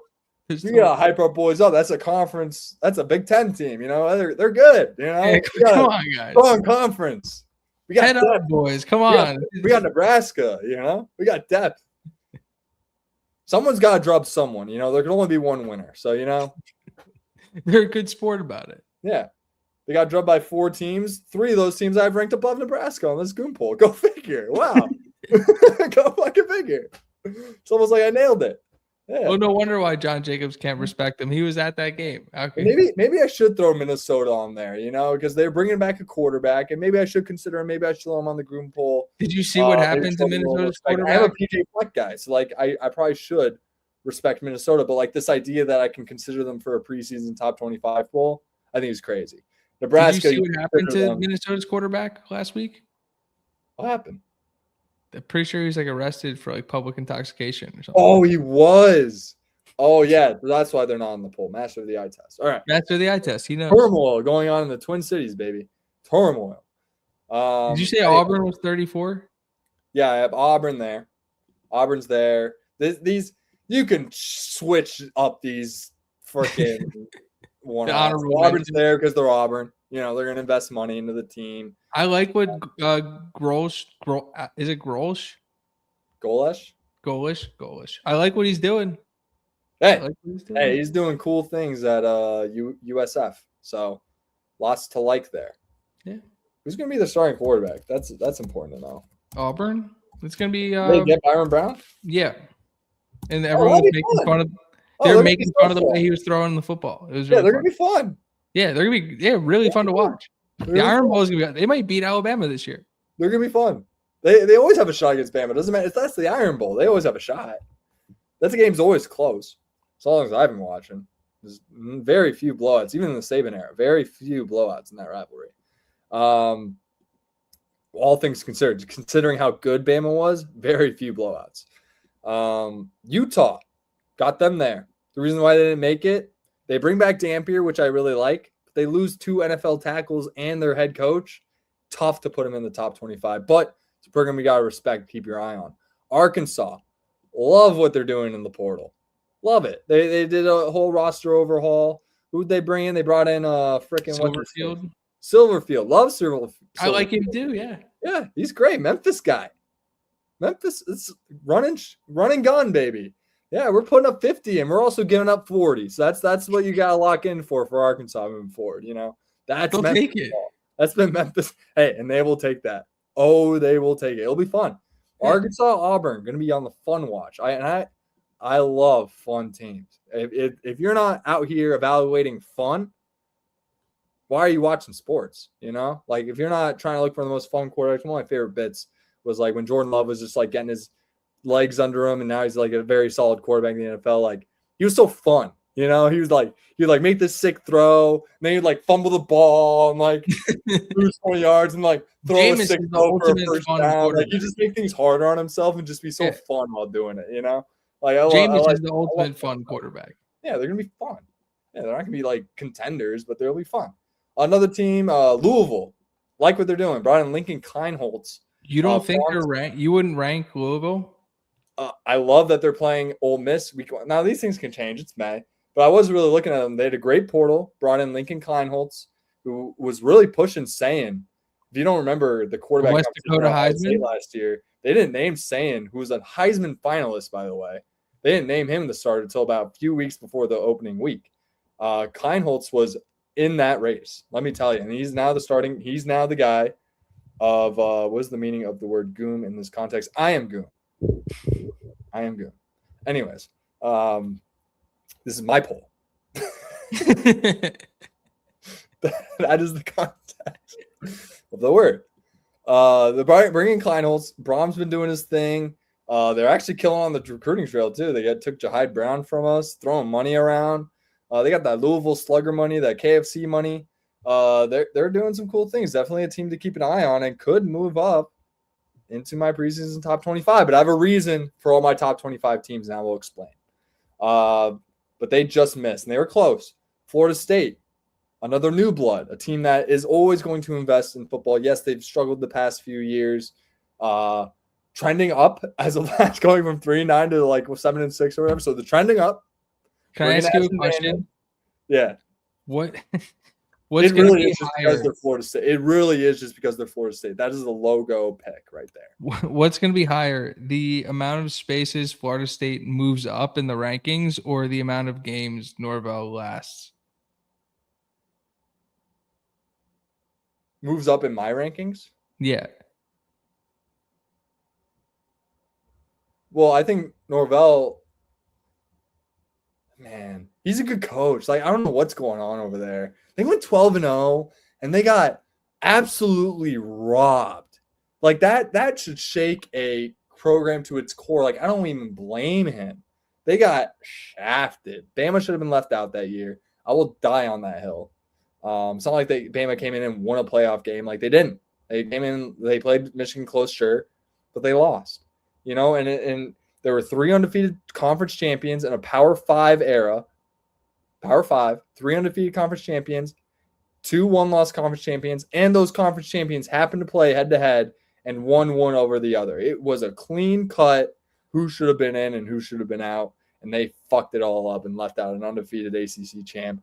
Absolutely disgusting over a injury of one player. Yes, it was the quarterback, but that is so wrong and so disgusting to do to those kids, and just basically tarnishes the sanctity of sport as it is. Anyways, I'll get off my high horse there. I don't blame Norvell, and I feel honestly bad for him. I really hope he bounces back. They are there for a logo pick. I like Ashton Daniels enough to talk about him. He's at a tough time on the recruiting trail too, but we don't need to talk about Florida State. I'm throwing Wisconsin in there. Toward the end of the year, they're really reeling out. That defense was figuring itself out. Luke Fickell has been to the college football playoff before. He brought in Colton Joseph, who ran for not 1, but 2 70-yard touchdowns against Indiana, one of the best teams. I'm putting the fun label on this team. That's gonna be one of the most fun teams in the country. They had a killer top 15 portal class. They're looking to be very good. That is Wisconsin too. That is a brand pick as well. That is a program that is not going to let themselves be out of football for long. They're going to continue to invest until they get it right. That is Wisconsin. Barry Alvarez is still kicking, and they're going to figure it out eventually. We don't know how long, but they will. Tennessee, that is a team that was in the CFP 2 years ago. Yes, they have a very big question mark at quarterback for me, but Heupel, that program, I'm worth mentioning in terms of I'm willing. No, I'm not giving context on where Goom came from. It just came out of thin air. It was Jesus actually came down and bestowed it on me. How about that? Anyway, the Derek Owens effect is real too, and the Derek Owens effect. But big question mark at quarterback, which is like love the program, but I just don't know who's playing quarterback for them, and they're unproven guys. You know who's going to be, Brad? It's going to be the kid from down the road who was playing high school football 6 months ago. What's his name?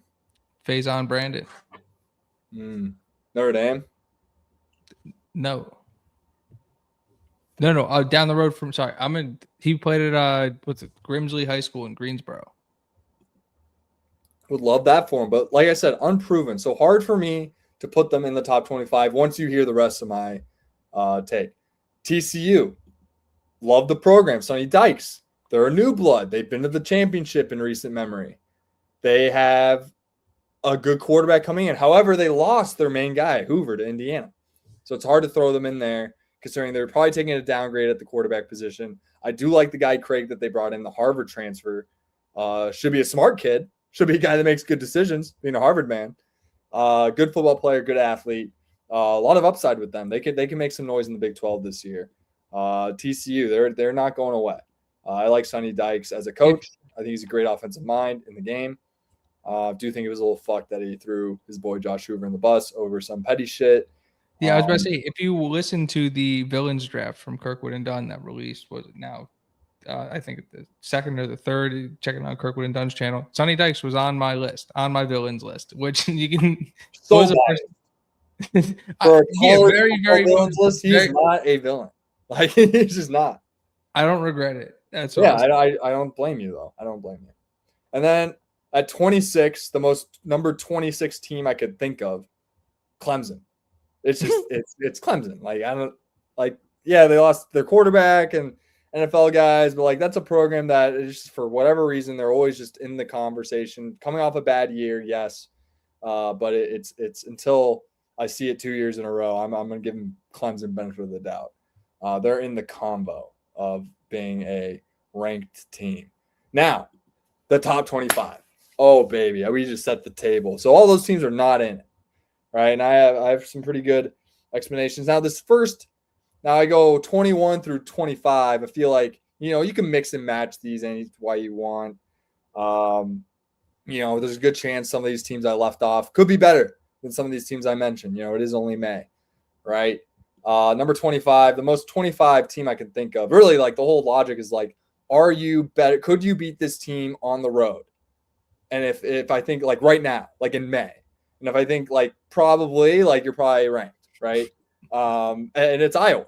You can't think of a more number 25 preseason team. I couldn't tell you who's playing quarterback. Couldn't tell you a single guy on the team, actually. Couldn't tell you.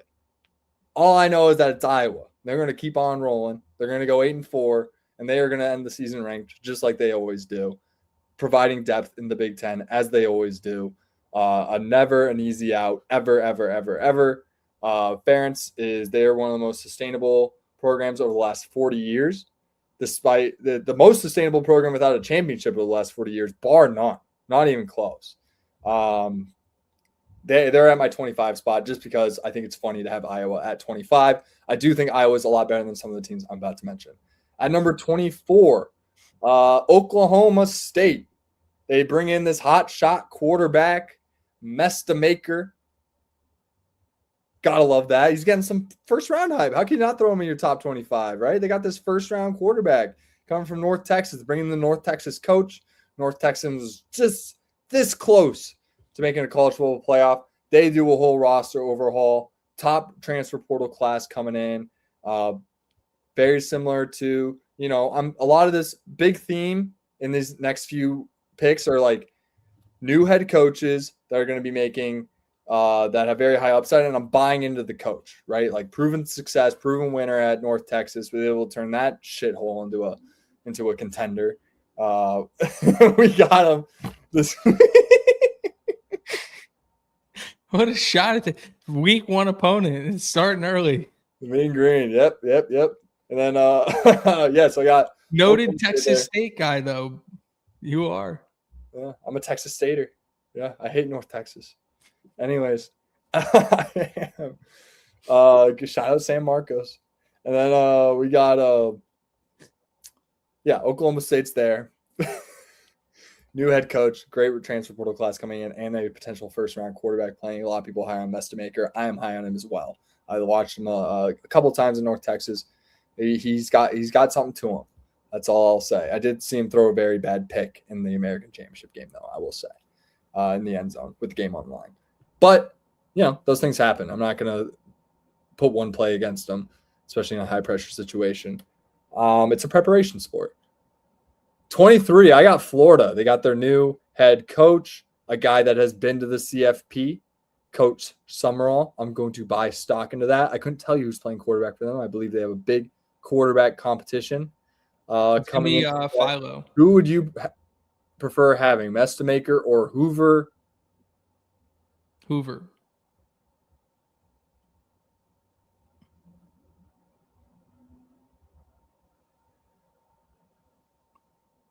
Hoover has more Power 4 experience, so I like that more.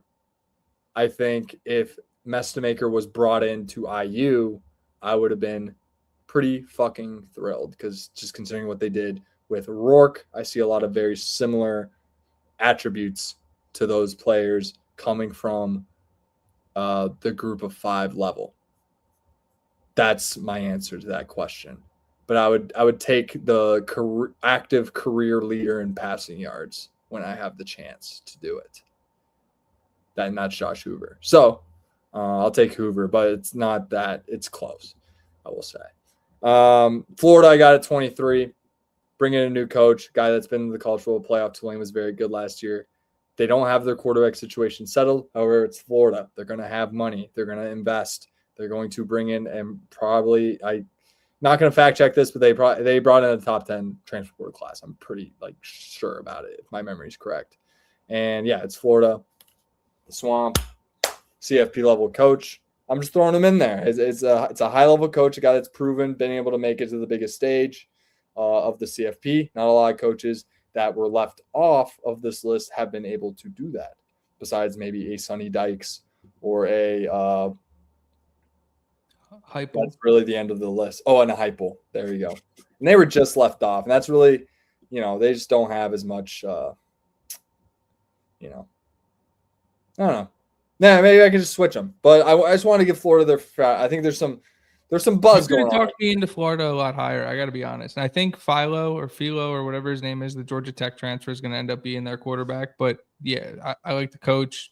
Put him with the athletes Florida is able to recruit. And it's like, yeah, good system, good coach, or good players, good system, good coach. Like all that should equal success. That being said, it's been borderline impossible to win in the Swamp for any coach. So if somebody looks like they're the guy to turn that around, I think it could be Summerall, but I don't know. But you could have talked me into them being like 15. I wouldn't have blinked. Trojan Fight makes actually a very good point that I'm actually all for. There should be a rule that a team that had 6 to 8 losses shouldn't be ranked in the top 25, new coach or not. Fair. However, you're at the Indiana channel, and we went to the playoff year 1, and your window just opened. So, but I agree with that sentiment. If they pump out an AP, my whole theory is that for AP polls, Trojan Fight, my boy, my dog, they should just use the postseason AP poll from the previous year and just make that the preseason poll. That's where you start. Where you finished last year is where you start. I think that's more fun that way. Like James Madison, just randomly, no Bob Chesney, but hey, we're number 19 in the country, baby. Watch out. You know, I think Gilly's ranked again. I think that's fun. I think that's fun. I think it's fun. Who's 22? Yeah, that's kind of the theory. Is that like kind of my thinking about it is like, since like with that theory that like I would have James Madison ranked if Bob Chesney was there. That's why I have UCLA at number 22. Speaking of buzz, lots of buzz. Great, very similar. Eerily Wait. Last week you said you thought UCLA was going to win 6 or maybe 7 games. I told you I was fucking around, but like I just wanted to give them their shout. They bring in, not only do they bring in a CFP head coach, they also bring back Nico Iamaleava, who I would put in the top 5 of quarterbacks in the Big Ten, with a Nico, Maiava, Hoover, saying more. Like that would be my top 5. Like they have something going. They got some juice, bringing a lot of Rocco, not just power 4 recruits, but power 4 for you. No Rocco Becht for you. I like Rocco Becht. Job's not finished. We're not done. We're at 22. No, I'm saying you named your top 5 quarterbacks in the Big Ten. So I'm taking those guys over Rocco. Rocco's probably 6 there. I like Rocco a lot. He's probably 6. I think the guys I named have way more upside, especially considering like saying more and Hoover, considering their situations. And then Maiava and Nick are just special talents, right? What about what's his name from Maryland? Was it Malik Washington? Oh man, he can rise. He can rise. That's going to be the biggest riser. He's this year's Aiden Childs. You know, he can really rise this year. We'll see what he does. I think he's probably better than Childs, though. I'll give him that. So UCLA got a lot of buzz, bringing in not just power 4 guys, but power 4 contributors, and I think that needs to be said very early on. Also brought in a good core from that James Madison team that went to the playoff. Looking into it more, I know what I said last year. I did look into it a lot more. I really like what they're doing. I think they're going to have a good O-line. I think they're going to have a good system for Nico. Like I said that, but I also gave out Nico Heisman odds because I think it's worth looking at. If UCLA is able to, with a favorable schedule, I might add, be able to make some push for the playoff. I've been running some season simulations, and 8 to 9 wins is not crazy for this ball club. Let me just tell you, it is favorable on the home side. At number 21, this is like an old school, just like they finished last year with 10 wins. They bring back quarterback and wide receiver 1. Houston, Connor Weigman, Amari Thomas coming back off a 10-win season. A lot of buzz, and deservedly so. I think this is a team that can really push the other Big 12 teams that I will mention throughout this show for a playoff spot. This is a team that can maybe potentially take that next step and should not be slept on going into this year. Number 21, I got the Houston Cougars. Now that starts my top 20. Top 20, I would describe as these teams should be ranked going into the AP season. I feel like, you can mix and match that last 25, but these teams should be put top in a 20 is a bloodbath. Where they are bloodbath. Oh yeah, top 20. It gets fun. And this next tier is, how would I describe this tier? Like solid teams. Solid. They're solid.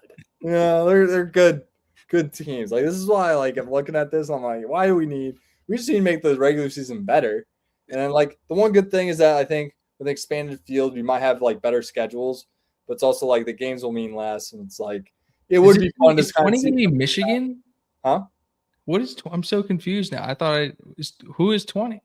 20's oh, I haven't said 20 yet. Oh, okay. These are solid teams. At 20, I got Virginia Tech. Ooh. Bring in James Franklin. Penn Stater was in that guy, you know that guy? CFB semifinal 2 years ago. Brings in a big core of Penn State guys, including former blue chip quarterback Grunkenmeyer, who I think really came to his own and I think will benefit a lot from seeing a lot of playing time last year as a true freshman, and staying with his head coach and his coordinator and his quarterback coach. I think will do him a lot of favors in a favorable ACC that, has Louisville, has Florida State, has Clemson. But in this ranking, Virginia Tech is ACC too. In this ranking, I just like James Franklin. His ability to win the big one is like interesting. I think he has a road game on Cal that can get tricky. He has a very tricky schedule, but I think they will be a very solid team, and I think they can get to 7 to 8 to 9 wins somewhat very realistically. I think bringing back Virginia Tech back, another good thing for Virginia Tech, they are a new blood. They have been to a national title game with Mike Vick. So there you go. They have the new blood status. Criteria. That is a team that is going to invest in football, and they are going to make sure they are good at football. That is why they got James Franklin to be. And they're making a shitload of changes at the administration. That is a guy that made Vanderbilt a winner. Pre-NIL, pre-portal, made them a winner. 9 wins at Vanderbilt, James Franklin. I will never forget that. That was unreal in a lot of ways, more unbelievable than Indiana going, doing what they did, just considering it was pre-NIL, pre-transfer portal. A lot harder to do that type of rebuild at a place like Vanderbilt, literal bottom of the barrel with no money allowed to be spent at a place like that. Getting it done, right? I believe in James Franklin. His ability to win the big one, sure. There can only be one winner. Okay, we can argue that all day. He's going to produce a top 25 product. That is what is going to happen at Virginia Tech. Mark it down, clip it. 19, I got Penn State because I think it's funny to have him right above Virginia Tech for the most part. And they bring in a good chunk of Iowa Staters that are coming in. Rocco Becht. A lot of those really good tight ends that they had, as well as some Penn State holdovers from last year, right? And so with that hodgepodge, I think there'll be a legit depth piece in the Big Ten. They will not be an easy out. Matt Campbell's a fantastic coach. It is year 1, so I have him at 19. That I think this is going to be a very solid team, and I'm glad they're not on our schedule. I think it's a little bit of breathing room for us for sure. But once again, emphasizing the depth of the Big Ten, where we already have 3 teams in the top 25. So Penn State at 19. 18, I got Washington, another Big Ten team. Bring back Damon Williams, Jed Fish. Did they bring back? That's about it. Did they bring back Williams, or did they chain him to the goalpost? Regardless, he's wearing the big W on his helmet next year, so that's all that matters, He's gonna be running around out there. I know there's a lot of turmoil. It was almost done deal. He was going to LSU, right? Almost. Yeah, it was like signed. Anyway, I was like, Jed Fish to the NFL confirmed. Like, there's no other explanation for this. Like, why would he basically say he's crazy? That's all I know. That was absolutely nuts.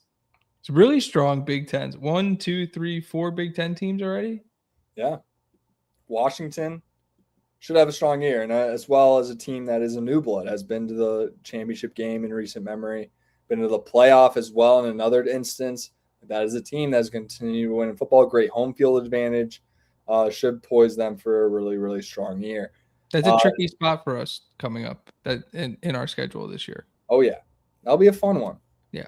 At 17, I got SMU, another team that was in the playoff 2 years ago.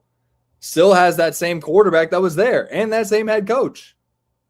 And guess what? They're still doing the damn thing, and they had a very solid team. I don't know if hostage quarterback has to do with anything. And it's not going to affect me. He's still going to go out and try to ball. Like, that's I don't know, man. I think that might affect. He's going to just go out there half-ass it and just like ruin his draft stock. Like, what are we talking? No, I don't know about half-ass it, but like, you're telling me that Lane Kiffin was going to give him $2 million to $3 million this year, and wouldn't agree to do the same thing in 12 months? He's still gonna ball out, man. He's still gonna do his job. He has a team to run. Shit's different. People are competitive, man. Like, he wants to win, whether he's at Washington or LSU. He got the bag anyways. He's good. And that's why he comes in at 18 in the Goom rankings. That's why he's 18 instead of 10. All right, like, come on. Like, what are we talking about here? 18 is whatever. Like, at the end of the day, like, it's not making the playoff. Come on now. SMU. In the new playoff, it is. In the 45-team playoff. Don't get me started. Shouldn't be if we're including all the group of 5 champs. Anyways, SMU, 17, Kevin Jennings, Rhett Lashley. like what they're doing. They do lose Maryland, really good tight end for them. When you have coach and quarterback continuity and a program that has been to the playoff in recent memory, I'm going to buy stock into it. I mentioned that I honestly forgot SMU was in the ACC. So they are actually ACC 2. Virginia Tech ACC 3. As of right now, pre-Phil Steele delivery to my apartment. 16, I got BYU, a team that was this close to making the college football playoff last year. All they needed was a win over Texas Tech. And honestly, with the loss to Texas Tech, close, maybe could have argued their way in. However, with the Big 12 reputation, probably weren't going to get in over a ACC or an SEC or a Big 10 at large, unfortunately. But bringing back a true freshman starting quarterback should take that year 2 leap. We love Kalani Sitake, a fantastic coach, a good program. And also, we talk about 25-year-olds. No one does 25-year-olds better than BYU. They're going to be old. They have money. There is a reason to just buy Brigham Young for the long haul, really. And yeah, we're buying stock into that. So I got him at 16. Now 15 gets really fun. This next tier of 5 is dark horse playoff contenders. Dark horses. They can really make it. 15, I got, where's my boy? Where's my boy Trojan Fight? We got USC, number 15. Oh, see, it's so unbiased because I'm a UCLA guy. I'm ranking USC above UCLA. That's how big of a man I am, you know? The window just opened. Breaking news. Window is open. They're in the top 15. I had them at 16. Well, I had BYU 15, USC 16.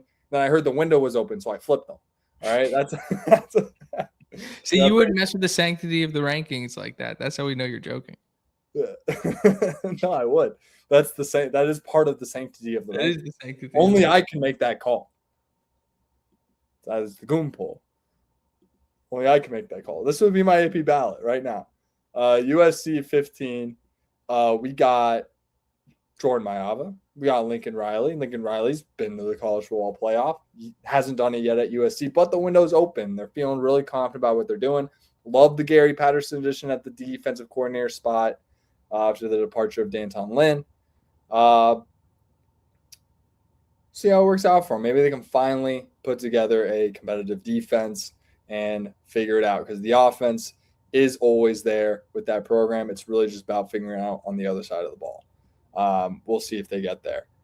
14, I got Michigan, a team that's almost the opposite. A team that always has it figured out on the defensive side of the ball, but we'll see if they can figure it out offensively. The good news for them is they have former 5-star quarterback coming back, Bryce Underwood, the fucking infinite $1 million man. He is back. Got to buy stock into Kyle Whittingham as well coming in. They're always going to have a ton of talent. Great recruiting class coming in. Brought in some of the better Utah players from last year, a 10-win team for that matter, on top of all the Michigan talent they already had. A lot to be excited about. Favorable schedule. They get Indiana at home. That is going to be a tough spot for the Hoosiers. Michigan is a legit dark horse to make the playoff. Not a bad take. Love Devin Dampier. However, they signed like a 3-year deal with Bryce Underwood, so I don't know how that would have shaken out. I mean, that would have been crazy. They brought in Devin Dampier. Bryce Underwood hits the portal. Like, how much money does LSU throw at Bryce Underwood again?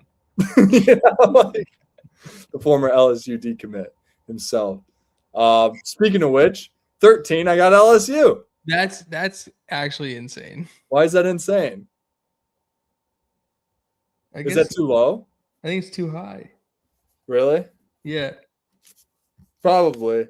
But one things I like, Lane Kiffin was in the playoff last year. So it's still keeping in tune to the themes. I'm saying, see, it's crazy, but I keep it consistent. All right. No, I like the thought process you're about to lay out here because I think you might convince me. But I was in the playoff last year, brought in arguably the top transfer class besides Indiana this past year.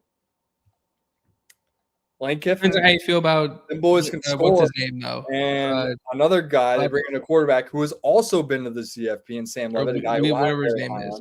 Huh? What's the quarterback's name? Sam Levitt. Levitt. Yeah, Levitt's good. He's at the Arizona State team that took Texas to overtime in the college football playoff quarterfinal 2 years ago with Cam Scadaboo. There was some weird stuff with the way he was dismissed from that team, though. And if you're gonna like turn off a high character guy like Kenny D, like that's just they're kids, though. You gotta let it play out. Yeah, they're kids. Maybe he's learned. Maybe he's already looking at the bag. Maybe he's getting tampered with because that Lane Kiffin rumors were going on for quite a while, huh? Tamper with the kid and then still try and get Devon Williams. He's calling Mug in November 1st. Like, hey, I just got called by LSU. And I haven't signed anything. So technically me calling you isn't even tampering at this point. So, yada, yada, yada. He'd still be the sitting head coach of Ole Miss, though. It's not like he took time off. Yeah, but he's pitching him to go to LSU. That's the loophole. That's the conspiracy. Yeah, I actually kind of like that. Yeah. Anyways, LSU has the roster, tons of buzz, tons of hype, but they're sitting here at 13 and 12. I got hook 'em. Arch Manning, Sark, team that made it to the college football playoff semifinal just 2 years ago, just missed out in the playoff this past year. Arch Manning was really coming into his own toward the end of last year. Once again, very similar in like we're talking largest alumni bases. It's us in Texas. They got money. They're going to keep investing into it. They will not accept not making a 12-team field until it gets done, like year in and year out. Like that's their expectations to make that field year in and year out. They are going to have the roster equipped to get that job done at all times. So I got them at 12. And yeah, you should just buy into that. Honestly, they're going to be a really good team. Do they make the playoff or not? I'm not sure. It's going to be a tough SEC gauntlet, just like the Big Ten, right? But, it's closer together, right? Like they're not too far off from the other, 4 SEC teams I've yet to name. Actually, it's 5. Yet to name 5. 5 SEC teams in my top 10 because I have Notre Dame at 11. Missed the playoff last year. However, they're probably the best team to miss. They bring back a lot. They lose their top 2 leading rushers, which I think is going to be a big hit to them. But they bring back probably the top cornerback returning in the country, Leonard Moore. Bring back C.J. Carr. I believe is probably what's that guy's name? Greathouse, right? Who's that? Jaden Greathouse, right? A really good receiver. Like they it's Notre Dame. They got the guys. They got the dudes. They're at 11 because they didn't make the playoff last year. If you don't notice, I've yet to mention any of the Power 4 teams to make the playoff last year because that makes 100% of my top 10 because that's how it should go. If you're listening to Brad's rules about the AP poll where you should just roll over the final one, this should make a lot of sense. Yeah, exactly. So my top 10 is completely made up of teams that made the playoff last year. Hence, why I got them. And you'll see kind of my logic and how I kind of flipped them around and things like that. But at the end of the day, they're proven. They were there last year. Like, if we've seen anything from Indiana, in my mind, the national champion will come from one of these top 10 teams based on history. If you look back, most national champions finish within the top 10, maybe in some cases the top 15 of the previous year, right? So I have the top 15 as the dark horses because they were teams that were left out last year but look to be legit contenders potentially this year. And then my top 10 are the legit contenders, right? The ones that are proven, have been to the show just last year. And I think it's a very high likelihood that this top 10 will beat the field in terms of claiming the national title. So at 10, I have Texas Tech. Lots of turmoil. They lose a quarterback. However, they have tons of money, so they should be fine. Will Hammond, they replaced him with Sorsby, but now he has to be replaced by Will Hammond. Lots of turmoil going on over there. But really, they're ranked at 10 because they're the only like Big 12 school in that patch. It's just really hard for me to not take some of those SEC schools over them.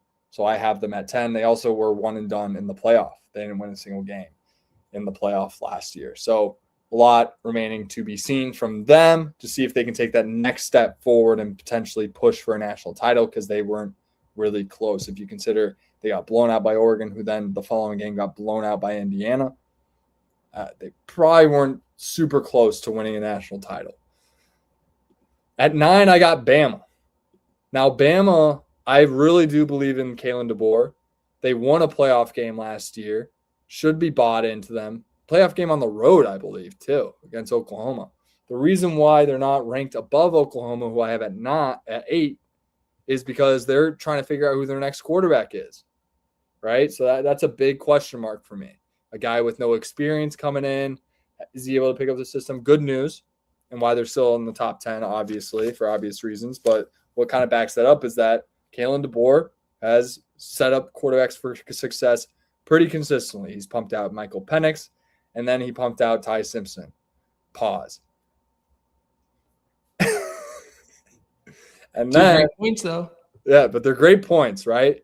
And Bama's gonna Bama, and they're gonna have guys, they're gonna have dudes, right? But I have them at 9. I think it's a fair spot to have them at. They went 1-1 in the playoff, but they do lose a quarterback. Oklahoma I have at 8. They went one and done, so they're not higher, but they do bring back Mateer. Venables, that defense going to be rolling. I had Oklahoma in my preseason playoff picture last year. I have them in there again. I believe in Venables. I think the defense gets them there. I love the scheme. It was a big staple of why Clemson was so successful for so many years.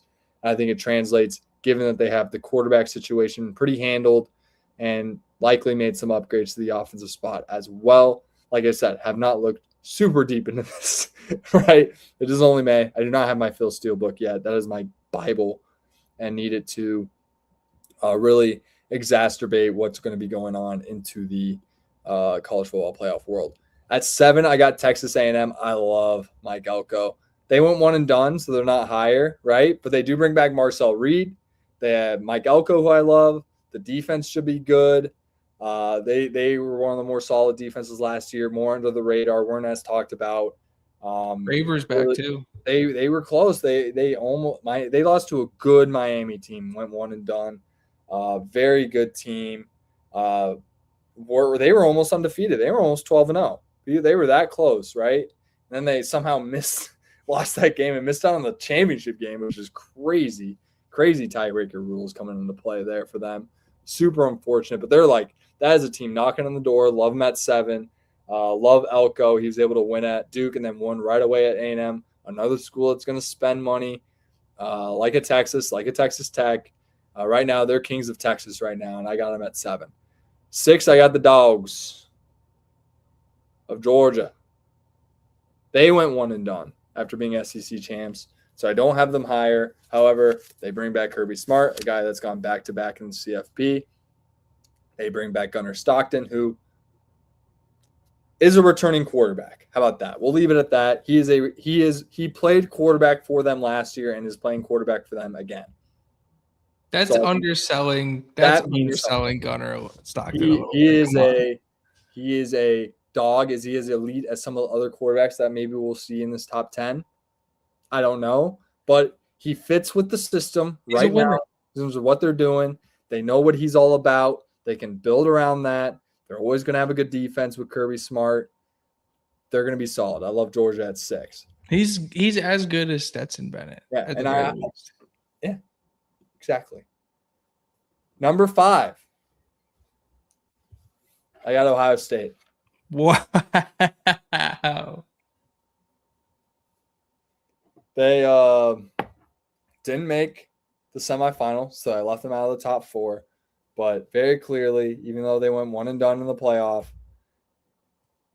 going to be very talented. They have the best player in the country in Jeremiah Smith. They returned their quarterback, Heisman finalist, Julian Sayin. Bring back Ryan Day, who won a national championship 2 years ago. They're going to have to recruit his own kid, though. They are going to have to replace a lot on defense. Lost a lot of talent in the NFL. Sonny Styles do not grow on trees, right? Arvell Reese's do not grow on trees, and Caleb Downs's do not grow on trees. Let me make that exponentially clear. They're going to have to prove something to me on the defensive end. Love the coaching staff with Matt Patricia. I think they'll figure it out, but they don't have those absolute game records in Reese, Styles, and Downs, who I, in a vacuum, have them 1, 2, 3 on my big board if I'm not even looking for a quarterback, right? Like that, those are locks to be very good NFL players in my mind. And you didn't even say the number 4 overall pick in the NFL. And I didn't even mention they lost Carnell Tate, and they're replacing him with a true freshman, Chris Henry, who's on the skinnier side, not quite the same as a Jeremiah Smith build coming in.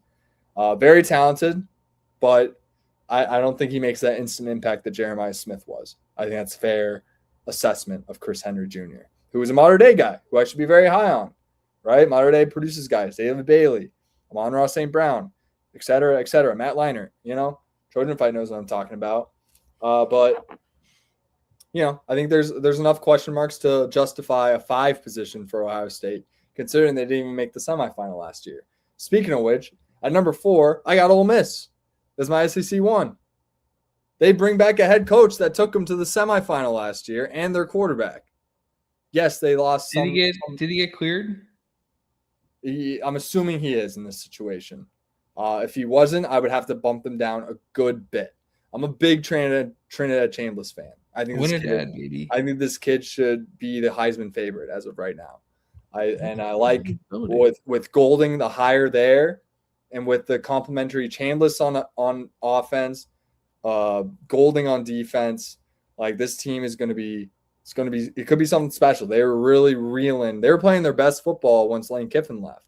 I think they can really use that kind of narrative and to really benefit themselves in what is a very talented program, has good players, and a very, very solid coach. I'm very excited to see what the product looks like after a full offseason with Golding in his first year as a head coach. Very excited for that. Definitely the most skeptical position in my entire poll with them at 4, but I think with them making the semifinal and bringing back the coach and bringing back the quarterback, I think it's justified. They do lose some pieces here and there, like a Stribling and a Diego Pounds, very similar to Diego Pons. Ole. But yeah, they're gonna have guys to replace them. This is Ole Miss. They're gonna find ways. They're gonna have the bag. They're gonna pay guys and get to where they need to be. At Chambliss did win his case, by the way. Yes. At 3, I have Oregon. Very, very high upside team. Was very young last year and still knocked on the door in a national title berth appearance for about 5 seconds. And then D'Angelo Pons took the ball to the other end zone, and it was over from there. Bring back Dante Moore. They bring back Dan Lanning. They lose their top 2 coordinators, which almost justifies them not being one. Because when you look at the kind of the roster they bring back, it's like that is arguably the best roster in college football going into this year. But losing those 2 coordinators, I think, says a lot. I think it's lots of question marks with that. But they bring back probably personnel-wise the best D-line and in terms of production and their ability to play with each other. If you take chemistry into account, like those guys they didn't have to bring in a transfer to fix some things. Like they just brought in the same D-line that was already top 5 in the country last year. They brought it all back, which I think is really scary. Those 2 DNs, those 2 D tackles were all conference guys, and it's going to be a scary group. They bring back Dante Moore, who should take another jump, given his 5-star status and him being into year 4 now. So a lot to be excited about. A lot of good young pieces there. Evan Stewart, DeCorian Moore. Evan Stewart's back. I think that's huge for them. De'Aaron Hill, Davison are back. Should have a great O-line. There's a lot to be excited about Oregon. A lot. I think the coordinator situation is a reason to be skeptical. At 2, we got Miami. Magical run in the national title game, bring back that head coach, bring back the coordinators, upgrade the quarterback position with Darian Mensah, bring in Cooper Barkate to go alongside Malachi Toney. The defense, they lose 2 first-round guys. It's Miami. They're going to have athletes everywhere. People are saying that this might be even a better top-to-bottom defense than they were last year, just considering the the guys that they bring back in the defensive back room, and just top to bottom, they're really excited what they got, and they should be coming off a national title game. So I have them at 2, where they finished last year, number 2, and Who's number 1, Brad? I have them at 2. So I have Miami at 2 because they were 2 last year, and they replaced enough to justify the position. And it's Miami. I like Miami. It's a fun. I've always liked those U documentaries. That's why I said in my game preview for the national championship game, I always like the U. Like if I was like doing Road to Glory, like it's really between like, am I going to do Miami or UCLA? I'm not sure. Like which one am I going to do? Anyways, number 1, I got Indiana, the defending national champions. They bring back both coordinators from that championship group, bring back their head coach. They lose the Heisman Trophy winning quarterback, but also bring in the current all-time leading passer in college football in yards and maybe even touchdowns. They bring back Lee Beebe, running back room, like high level. They lose their top leading rushers, but they feel confident in what they have, bringing in Turbo Richard. Lee Beebe comes back from injury, and a big breakout candidate within a lot of Indiana fan spaces is Kobe Martin, and he's projected to be RB3. Like that's crazy. Lots of depth there. They bring in Nick Marsh, bring back Becker. Should have a very strong wide receiver room. Likely will have one of the best, if not the best, O-line in the country with that group of 5 they brought in. Bring back 4 starters from that O-line on the championship team, and brought in a blue chip transfer in Joe Brunner, who played at Wisconsin. And with this team, how I really see them is I think defense, that yes, they lose Fisher and Pons, but from an NFL draft standpoint, those are the only 2 guys they lost, right? Like they one of the best defenses in the country, only lost 2 guys to the draft. They bring back 6 starters from that group. I think that defense is really going to carry the load for this Indiana team, regardless of what the offense does. I think it's going to be the best defense in the country, and it's going to really carry them very far come January, regardless of how the season goes, whether they're, I ran some scenarios where it's like, they were a 2-loss team. They lost to Michigan on the road, and they lose to Ohio State in the Big Ten championship game, and they come in and they're still hosting a playoff game at number 7, and they could still run the table because they got that defense. Like this team is going to be national title contenders, regardless of what happens during the regular season. They're going to win 10 games, get in the playoff, and from there, it's like you got to deal with that defense. And that is going to be a very, very, very, very, very, very, very, very, very, very, very, very, very, very, very, very tough challenge for whatever quarterback and coordinator face them. I think it might be the best unit in college football is going to be that Indiana defense coming in next year. Brian Haynes is back. He doesn't leave. I think he left no stone unturned, replaced and potentially upgraded every position group. Hard to upgrade Pons, but I think in the aggregate, when you consider the guys coming back, Farrell taking a leap, Sharp taking a leap, Gandy taking a leap, and bringing A.J. Harris, who's a blue chip in his own right. Lots of talent there. And at the linebacker room, you still bring back 2 all-league guys in Hardy and Isaiah Bones-Jones, and 2 veterans behind them in Turner and Utzinger. I mean, the depth just goes on for days in that unit. And the Indiana defense in a vacuum is really why a lot of national pundits should really consider Indiana in their post-spring rankings and put them at number 1, because that defense is looking gross. And it is going to be scary hours considering the scheme and the upgrade overall top to bottom in talent that they brought in, and the guys coming back. 6 returning starters from that national championship team. 6. And they replaced them every other spot with, and then some, with power 4 contributing level guys that were handpicked by Cignetti, a guy that, like I said, 98% hit rate on his transfer addition. So this is why all the talk about like being frustrated about recruiting is dumb. Yeah. But yeah, that's the Goom rankings. The first Goom rankings for 2026, obviously subject to change. Tell me Debate. how stupid my rankings are. Please, I don't care, but I would love to just talk to you about it and really understand how you guys all think. So I just want to make more people masters of the eye test. Really, I want people to embark on my open-minded philosophy when it comes to watching sports. So Is that your closing thought, or do you have one? that was my closing thought. Yeah. I got a closing thought, Brad. I'll be back on Kirkwood and Dunn this week to avenge my poor performance in the villain draft. So right back on the horse he fell off, and keep riding is what they say, right? So I'm hopping back on Kirkwood and Dunn. So you check that. I probably won't drop this weekend, but definitely be on the lookout for that. That'll be really fun. And yeah, if you're watching on X or Facebook, hop on over to YouTube. Please like, comment, share, subscribe to Indiana at the Voice of College Football. We just passed 600 subscribers, so appreciate everybody. Another cool goal for the channel. Like I said, it always helps us out if you hit the like button, hit the subscribe button, comment on the videos, all that good stuff. Chasing 1,000 subs by the start of next football season. It's a goal I think we can reach. So we'll see. But yeah, again, if you're on Twitter, follow us. Follow me at Alec Keyser. Follow Brad at Bradley_Loomis8. Bother him about the Goom rankings. Maybe if enough people bother Brad, maybe we'll tell the origin story of Goom on the show. Maybe. We'll see.